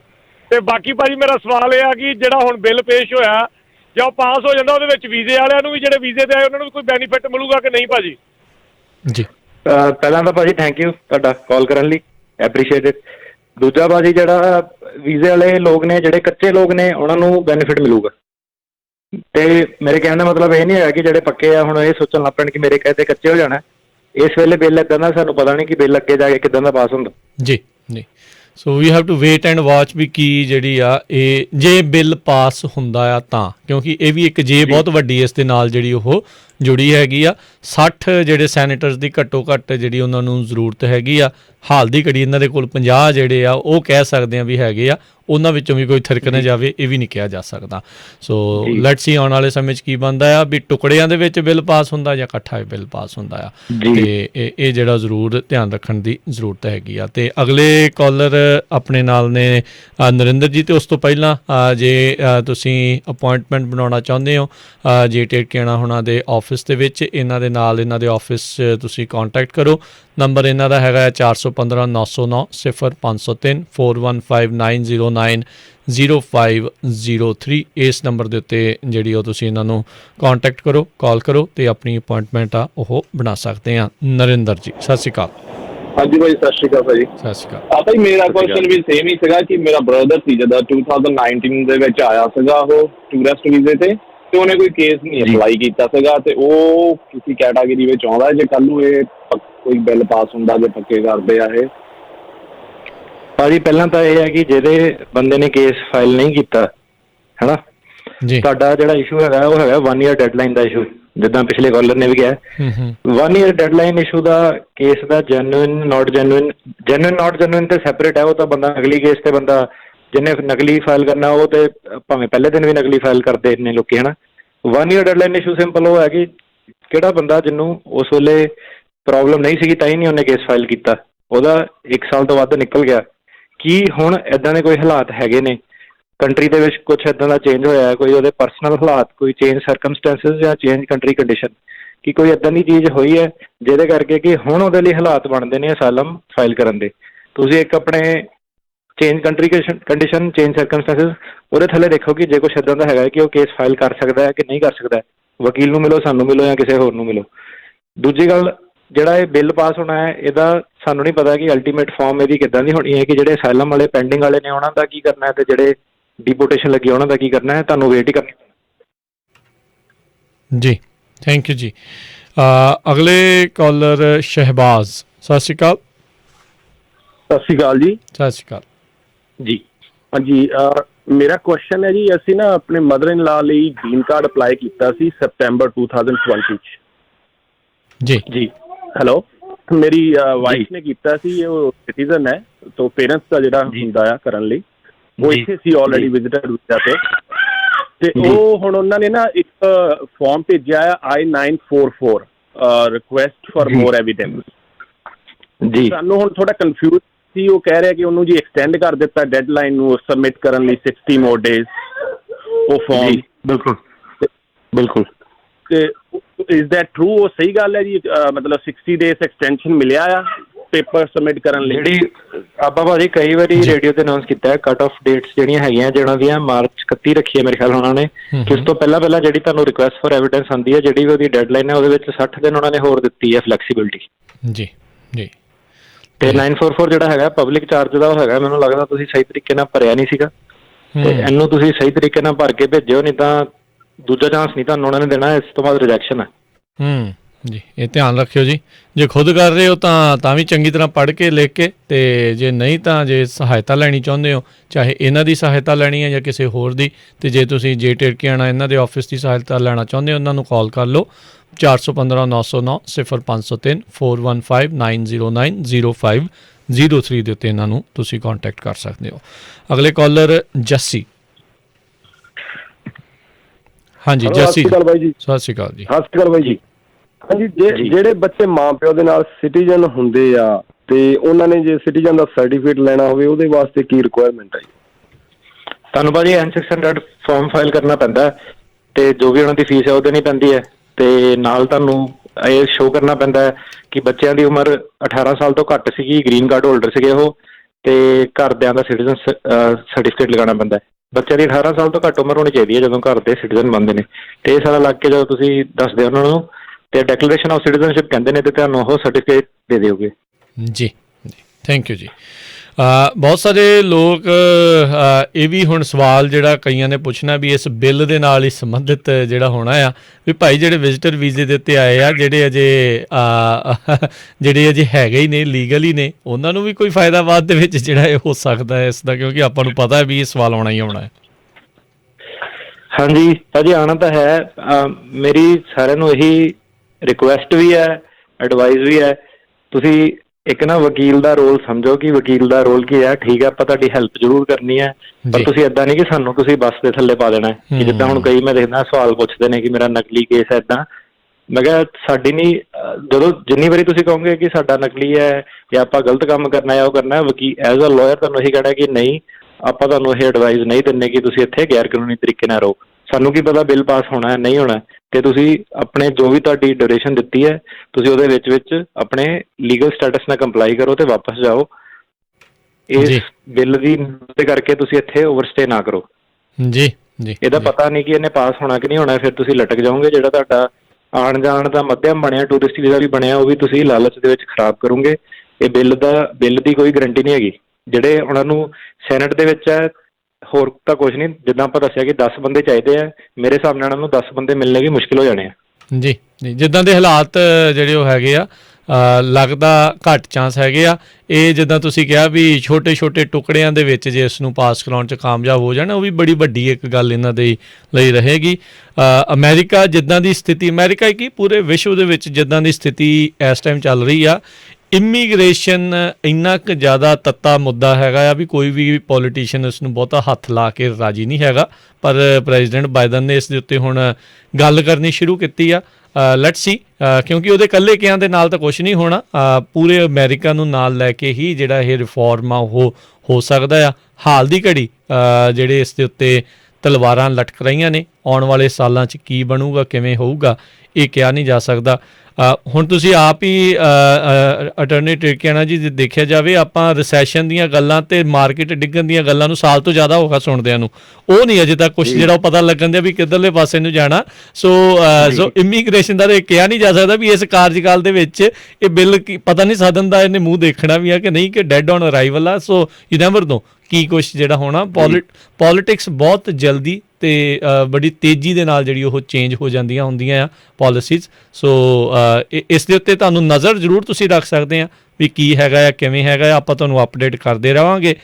ਸੋ ਹਰ ਸ਼ਨੀਚਰਵਾਰ ਨੂੰ ਇਹ ਜਿਹੜਾ ਪ੍ਰੋਗਰਾਮ ਆ ਤੁਹਾਡੇ ਲਈ ਅਟਰਨੀ ਜੇ ਟਿਰਕਿਆਣਾ ਜੀ ਉਹ ਲੈ ਕੇ ਹਾਜ਼ਰ ਹੁੰਦੇ ਆ। ਸੋ ਜ਼ਰੂਰ ਸੁਣਿਆ ਕਰੋ, ਬਹੁਤ ਸਾਰੇ ਜਿਹੜੇ ਆਪਾਂ ਨੂੰ ਇਸ ਦੇ ਵਿੱਚ ਜਿਹੜੇ ਖਦਸ਼ੇ ਹੁੰਦੇ ਆ ਉਹ ਆਪਾਂ ਨੂੰ ਪਤਾ ਲੱਗ ਜਾਂਦੇ, ਉਹ ਕਲੀਅਰ ਹੋ ਜਾਂਦੇ ਆ। ਅਤੇ ਜੀ ਮੈਂ ਇਹ ਐਡ ਕਰੂੰਗਾ ਚੀਜ਼ ਕਿ ਹੁਣ ਨਾ ਤੁਸੀਂ ਇੰਟਰਨੈਟ 'ਤੇ ਦੇਖੋਗੇ ਲੋਕੀ ਆਪਣੇ ਵਿਊਜ਼ ਵਧਾਉਣ ਲਈ, ਕਲਿੱਕਸ ਵਧਾਉਣ ਲਈ ਸਾਰਿਆਂ ਨੇ ਇਮੀਗ੍ਰੇਸ਼ਨ ਰਿਫਾਰਮ ਬਿੱਲ ਬੜੀਆਂ ਮਿਸਲੀਡਿੰਗ ਹੈਡਿੰਗਸ ਹੈਗੀਆਂ ਕਿ ਪਤਾ ਉਹਨਾਂ ਨੂੰ ਵੀ ਹੈਗਾ ਕਿ ਪਾਸ ਨਹੀਂ ਹੋਣਾ। ਸਾਡੇ ਸ਼ੋਅ 'ਤੇ ਤੁਹਾਨੂੰ ਆਪਾਂ ਇੱਕ ਚੀਜ਼ ਦੀ ਜ਼ਰੂਰ ਗਰੰਟੀ ਦਿੰਦੇ ਹਾਂ ਕਿ ਸਾਡਾ ਕੋਈ ਆਪਾਂ ਵਧਾ ਚੜਾ ਕੇ ਨਹੀਂ ਕਿਸੇ ਚੀਜ਼ ਨੂੰ ਦੱਸਣਾ, ਜੋ ਹੈਗਾ ਆਪਾਂ ਉੱਦਾਂ ਹੀ ਦੱਸਣਾ। ਬਿੱਲ ਨੂੰ ਮੈਂ ਹੋਰ ਵੀ ਡਿਟੇਲ ਦੇ ਵਿੱਚ ਦੱਸ ਸਕਦਾ ਸੀਗਾ, ਬੜੀ ਵਧੀਆ ਤੁਹਾਨੂੰ ਪਹਿਲਾਂ ਖੁਸ਼ ਖਬਰੀਆਂ ਸੁਣਾ ਕੇ ਬਾਅਦ 'ਚ ਕਹਿ ਸਕਦਾ ਸੀਗਾ ਕਿ ਇਹ ਬਿੱਲ ਨਹੀਂ ਪਾਸ ਹੋਣਾ। ਪਰ ਤੁਸੀਂ ਦੇਖੋ ਕਿ ਸਾਡਾ ਸ਼ੋਅ ਕੀ ਸੀਗਾ, ਇਹ ਸ਼ੋਅ ਸਿਰਫ ਇਹ ਸੀਗਾ ਕਿ ਬਿੱਲ ਦੇ ਮੈਕੈਨਿਜ਼ਮ ਕੀ ਹੈਗੇ, ਕਿੱਦਾਂ ਇਹ ਪਾਸ ਹੁੰਦਾ ਤੇ ਕਿਉਂ ਇਹ ਪਾਸ ਨਹੀਂ ਹੋਣਾ ਹੈਗਾ। ਤੇ ਜਿਹੜਾ ਸਾਡਾ ਸ਼ੋਅ ਹੈਗਾ ਇਹਦੇ ਵਿੱਚ ਤੁਹਾਨੂੰ ਐਕੂਰੇਟ ਇਨਫੋਰਮੇਸ਼ਨ ਮਿਲੂਗੀ, ਜਿਹਦੇ ਵਿੱਚ ਕਿ ਤੁਹਾਨੂੰ ਬਾਅਦ ਦੇ ਵਿੱਚ ਵਾਕਈ ਕੋਈ ਫਾਇਦਾ ਹੋਵੇ। ਸਾਨੂੰ ਕੋਈ ਕਲਿੱਕਸ ਨਾਲ ਲੈਣਾ ਨਹੀਂ, ਉਹ ਜਦੋਂ ਆਪਾਂ ਐਕੂਰੇਟ ਇਨਫੋਰਮੇਸ਼ਨ ਦੇਵਾਂਗੇ ਉਹ ਸਾਨੂੰ ਆਪੇ ਮਿਲਦੇ ਰਹਿਣਗੇ। ਤੇ ਸਾਡੇ ਸ਼ੋਅ ਤੋਂ ਸੁਣ ਕੇ ਤੁਸੀਂ ਬਾਅਦ ਜਦੋਂ ਤੁਸੀਂ ਕੰਪੇਅਰ ਕਰੋਗੇ, ਮੈਨੂੰ ਕਈ ਲੋਕੀ ਕਹਿੰਦੇ ਕਿ ਉਹ ਵਾਲੇ ਬੰਦੇ ਨੇ ਤਾਂ ਇੱਦਾਂ ਕਹਿਤਾ, ਉਹਦਾ ਇੱਦਾਂ ਹੈਗਾ, ਇੱਦਾਂ ਕੁਛ ਨਹੀਂ ਆ। ਜੇ ਕੋਈ ਪਾਸ ਹੋਊਗਾ ਤੁਹਾਨੂੰ ਆਪਾਂ ਸਭ ਤੋਂ ਪਹਿਲਾਂ ਦੱਸਾਂਗੇ, ਜੇ ਨਹੀਂ ਪਾਸ ਹੋਊਗਾ ਉਹ ਵੀ ਤੁਹਾਨੂੰ ਐਕੂਰੇਟ ਇਨਫੋਰਮੇਸ਼ਨ ਦਿੱਤੀ ਜਾਏਗੀ। ਜੀ ਬਿਲਕੁਲ। ਸੋ ਇਹ ਵੀ ਹੁਣ ਹੋਣਾ ਹੈ ਵੀ ਇਹ ਚੀਜ਼ਾਂ ਨੂੰ ਸੁਣਦੇ ਹੋਏ ਉੱਥੇ ਜਿਹੜੇ ਏਜੰਟ ਨੇ ਉਹਨਾਂ ਨੇ ਕਹਿਣਾ ਸੁੱਟੋ ਪੈਸੇ, ਇੱਥੇ ਤੁਹਾਨੂੰ ਕਰਾਈਏ ਬਾਰਡਰ ਪਾਰ ਅਤੇ ਤੁਸੀਂ ਹੋ ਜਾਣਾ ਜੀ ਬਾਅਦ 'ਚ ਪੱਕੇ। ਸੋ ਇਹ ਜ਼ਰੂਰ ਪਿੱਛੇ ਜਿਹੜਾ ਉਹ ਦੱਸ ਦਿਓ ਬਾਈ, ਜਿੰਨੇ ਆਉਣਾ ਉਹਨੇ ਆਉਣਾ ਹੀ ਆਉਣਾ, ਉਹਨੂੰ ਨਾ ਮੇਰੇ ਕਿਹਾ ਅਤੇ ਨਾ ਇਹਨਾਂ ਦੇ ਕਿਹਾ ਕਿਸੇ ਨੇ ਰੋਕਣਾ ਆ। ਪਰ ਇੰਨਾ ਕੁ ਉਹਨੂੰ ਪਤਾ ਹੋਣਾ ਚਾਹੀਦਾ ਵੀ ਹੋ ਕੀ ਰਿਹਾ ਆ। ਇਹ ਅਜੇ ਬਿੱਲ ਦਾ ਸਿਰਫ ਪ੍ਰਪੋਜ਼ਲ ਆ, ਇਹ ਅਜੇ ਪਾਸ ਨਹੀਂ ਹੋਇਆ, ਇਸ ਨੂੰ ਅਜੇ ਬੜੀ ਲੰਮਾ ਸਮਾਂ ਜਿਹੜਾ ਉਹ ਲੱਗ ਸਕਦਾ ਆ। ਸੋ ਇਸ ਜਿਹੜੇ ਝੂਠੇ ਦਾ ਵਾਅਦੇ ਦੇ ਵਿੱਚ ਨਾ ਜਿਹੜਾ ਆ ਕੇ ਫਸ ਕੇ ਜਿਹੜਾ ਉਹ ਆ ਜਿਓ ਵੀ ਲੈ ਵੀ ਪਾਸ ਹੋ ਗਿਆ, ਹੁਣ ਆਪਾਂ ਪਹੁੰਚ ਗਏ ਤਾਂ ਹੁਣ ਆਪਾਂ ਨੂੰ ਪੱਕਿਆਂ ਜਿਹੜਾ ਇਹਨਾਂ ਨੇ ਕਰ ਦੇਣਾ ਹੈਗਾ। ਸੋ ਇਸ ਚੀਜ਼ ਤੋਂ ਜਿਹੜਾ ਜ਼ਰੂਰ ਆਪਣੇ ਆਪ ਨੂੰ ਜਿਹੜਾ ਉਹ ਬਚਾ ਲਿਓ, ਆਪਣੇ ਨੂੰ ਆਪਣੇ ਨਜ਼ਦੀਕੀਆਂ ਨੂੰ ਜਿਹੜਾ ਉਹ ਬਚਾ ਲਿਓ, ਕਿਉਂਕਿ ਕਾਲੇ ਨੇ ਸਾਰੇ ਜਾਣੀ, ਸਾਰੇ ਦੁਨੀਆ ਅਮਰੀਕਾ ਨੂੰ ਆਉਣਾ ਚਾਹੁੰਦੀ ਆ, ਇਹਦੇ ਵਿੱਚ ਤਾਂ ਕੋਈ ਦੋ ਰਾਵਾਂ ਨਹੀਂ ਹੈਗੀਆਂ। ਸੋ ਆਉਂਦੇ ਵੀ ਆ, ਆਏ ਵੀ ਨੇ, ਪਰ ਇਹ ਆ ਵੀ ਝੂਠੀ ਗੱਲ ਦੇ ਉੱਤੇ ਜਿਹੜਾ ਵਿਸ਼ਵਾਸ ਕਰਕੇ ਉਹਦੇ 'ਤੇ ਨਾ ਜਿਹੜਾ ਉਹ ਆ ਜਿਓ। ਐਟਲੀਸਟ ਦੇਖ ਲਓ ਵੀ ਆਉਣ ਵਾਲੇ ਸਮੇਂ 'ਚ ਇਸ ਦਾ ਬਣਦਾ ਕੀ ਹੈਗਾ ਆ। ਜੀ ਤੇ ਬਹੁਤ ਬਹੁਤ ਸ਼ੁਕਰੀਆ ਜੀ ਟਿਰਕਿਆਣਾ ਜੀ, ਮਿਲਦੇ ਹਾਂ ਜੀ ਫਿਰ ਅਗਲੀ ਵਾਰ। ਬਹੁਤ ਸ਼ੁਕਰੀਆ, ਮਿਹਰਬਾਨੀ ਜੀ, ਸਤਿ ਸ਼੍ਰੀ ਅਕਾਲ ਜੀ। ਸਤਿ ਸ਼੍ਰੀ ਅਕਾਲ ਜੀ। ਸਤਿ ਸ਼੍ਰੀ ਅਕਾਲ। ਅਤੇ ਸਰੋਤੇ ਉੱਥੇ ਹੀ ਸਾਡਾ ਅੱਜ ਦਾ ਇਹ ਪ੍ਰੋਗਰਾਮ ਅਪਡੇਟ ਅਮਰੀਕਾ US ਦੀ ਇਮੀਗ੍ਰੇਸ਼ਨ ਦੇ ਉੱਤੇ ਜਿਹੜੀ ਇਹ ਗੱਲਬਾਤ ਸੀ। ਅੱਜ ਦੇ ਪ੍ਰੋਗਰਾਮ ਦੇ ਵਿੱਚ ਵਿਸ਼ੇਸ਼ ਤੌਰ ਦੇ ਉੱਤੇ ਜਿਹੜਾ ਪਾਥਵੇ ਟੂ ਸਿਟੀਜ਼ਨਸ਼ਿਪ ਨਵਾਂ ਇਮੀਗ੍ਰੇਸ਼ਨ ਰਿਫਾਰਮ ਬਿੱਲ ਹੈਗਾ ਆ, ਉਸ ਦੇ ਮੈਕੈਨਿਜ਼ਮ ਕੀ, ਉਸ 'ਚ ਪ੍ਰੋਵੀਜ਼ਨ ਸੀ ਕੀ, ਉਸ ਦਾ ਭਵਿੱਖ ਜਿਹੜਾ ਉਹ ਹੋ ਸਕਦਾ ਇੱਥੇ, ਉਸ ਦੇ ਬਾਰੇ ਜਿਹੜੀ ਉਹ ਆਪਾਂ ਚਰਚਾ ਕੀਤੀ ਆ। ਕੌਣ ਕੌਣ ਇਸ ਦੇ ਵਿੱਚ ਬੈਨੀਫਿਟ ਕਿਸੇ ਨੂੰ ਜਿਹੜਾ ਉਹ ਜੇ ਪਾਸ ਹੋ ਜਾਂਦਾ ਆ ਅਤੇ ਉਹ ਹੋਵੇਗਾ, ਉਸ ਦੇ ਬਾਰੇ ਜਿਹੜੀ ਆਪਾਂ ਥੋੜ੍ਹੀ ਜਿਹੀ ਇਸ 'ਚ ਚਰਚਾ ਕੀਤੀ ਆ। ਸੋ ਜ਼ਰੂਰ ਤੁਸੀਂ ਜਿਹੜਾ ਜੀ ਇਸ ਨੂੰ ਦੁਬਾਰਾ ਵੀ ਸੁਣ ਸਕਦੇ ਹੋ ਪੰਜਾਬੀ ਰੇਡੀਓ USA ਦੇ ਫੇਸਬੁੱਕ ਫੈਨ ਪੇਜ ਦੇ ਉੱਤੇ, ਨਾਲ ਦੇ ਨਾਲ YouTube ਚੈਨਲ ਦੇ ਉੱਤੇ, ਪੰਜਾਬੀ ਰੇਡੀਓ USA ਦੀ ਪੋਡਕਾਸਟ ਦੇ ਉੱਤੇ ਵੀ। ਅਤੇ ਸੋ ਹੁਣ ਇਜਾਜ਼ਤ ਲੈਂਦੇ ਮੇਰੇ ਵੱਲੋਂ ਵੀ ਤੁਹਾਨੂੰ ਸਭਨਾਂ ਨੂੰ ਪਿਆਰ ਸਤਿਕਾਰ ਸੈਨਿਕ ਕੀ ਜਹੀ ਸਤਿ ਸ੍ਰੀ ਅਕਾਲ ਜੀ। ਜਿਉਂਦੇ ਵਾਸਤੇ ਰਹੋ, ਹੱਸਦੇ ਖੇਲਦੇ ਰਹੋ, ਸੁਣਦੇ ਰਹੋ ਜੀ ਪੰਜਾਬੀ ਰੇਡੀਓ USA।